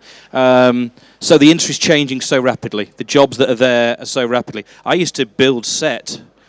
Projection was something that didn't exist. So the industry is changing so rapidly. We can't predict what we need you guys doing. So those skills that you've got, whatever background you're coming from, as you commented on, is really important. I work at a Leeds City College. We're running these programs 16 to 18-year-olds. So before you can go and, I'm sorry, I will not call you Backstage Academy. I'm very sorry. It just in my head. It's okay. You just have to put a pound in the jar every time. Yeah, that's fine. Before, not Backstage Academy. So we're looking for people who are coming out of school, who know they want to do something. And I usually describe what we do and what you guys do as applied creativity. You are all creative souls. You've shown that in how you speak today and what you're interested in. So we need people who are very creative and at the same time incredibly boringly practical. You can't build a castle in the sky unless you keep your feet on the ground, is my old boss's saying. So those people who've got that combination of practicality and creativity, who want to do something, they know they want to do something creative, what do you do it in? This is an amazing industry to work in. I got bored of banging around out of a suitcase and found the job where I actually got to stay at home occasionally, but it's an amazing experience that I still look back on those things that I did way, way back then. So to echo that, it's that pathway through. So if you are that sort of person, you think, yeah, I'm a creative soul, but again, I'm also a practical person, I can get stuff done. This is an amazing place to work in, and an industry that needs, well, you said there, we need more people. I still occasionally, I got a phone call last week asking if I want to do panto. No, I'm very old, I'm very tired, I'm quite fat, I don't do ladders anymore. I'm not working on panto anymore, but they're ringing me still. We know we need more people coming through, whether a course at college or coming through places like you guys are running. So I want to add those two things. I don't know if you had anything you would say. Hiya. So I have a very different kind of experience to all of you guys. I am actually part of Leeds City Council. I'm part of the team that's put on this event today. And woo! and I hope you've all enjoyed it. Thank you so much for coming. I'm currently an apprentice with the council doing an events apprenticeship. I sort of found myself in a position where I knew I liked to do things and I liked to talk to people. So how do I make that a job? So what I found is that coming through the council, I had a preconceived notion of the things that I would be doing. I didn't think that I would necessarily have the same kind of creative experience that everyone has spoke about. But I couldn't have been more surprised by what has been offered in a different kind of sector, but on the same kind of thing. So the events that we have put on have been so broad-ranging. We do events like today, and we replicate that with digital festivals, apprenticeship fairs, and specifically for people with special education needs and disabilities, so it can be really rewarding. I've also been able to be part of events like bringing little Amal, who is a refugee giant puppet, to Leeds on World Refugee Day in support of people coming along and coming across to our country and welcoming them. So it's really exciting to kind of see the width and the breadth of events and how you can have pink flying through the sky and you can have great big production value, but you can also have people walking the streets of Leeds and in the smaller venues. And we like to, I've been working for Employment and Skills, who brings this kind of event to you. And I also work for the Culture Programs team. I have done previously and I've just started again now. And it's also about fostering that environment of allowing the DIY events and the grassroots events to kind of come through from the floor. So it's about being able to provide the environment and the funding and the structure and the support for that too. So I think overall, I'd just like to say that no matter whether your intention is technical, creative, whether it's political or environmental, events are there to kind of foster an experience for a group of people, no matter the format. So you can really take whatever it is you love and run with it in events, no matter the direction.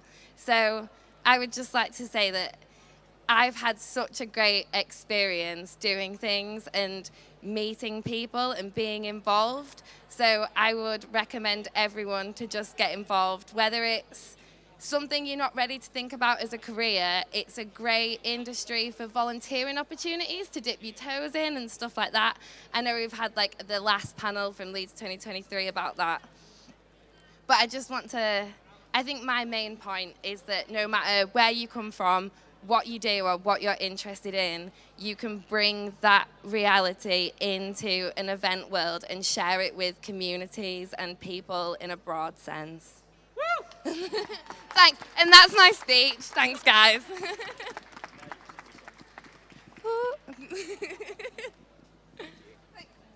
Well done. Thanks, everybody. And I'm going to avoid the speaker. I just want you to give a final big round of applause for all of the panelists today, and to Myra as well, co-presenter.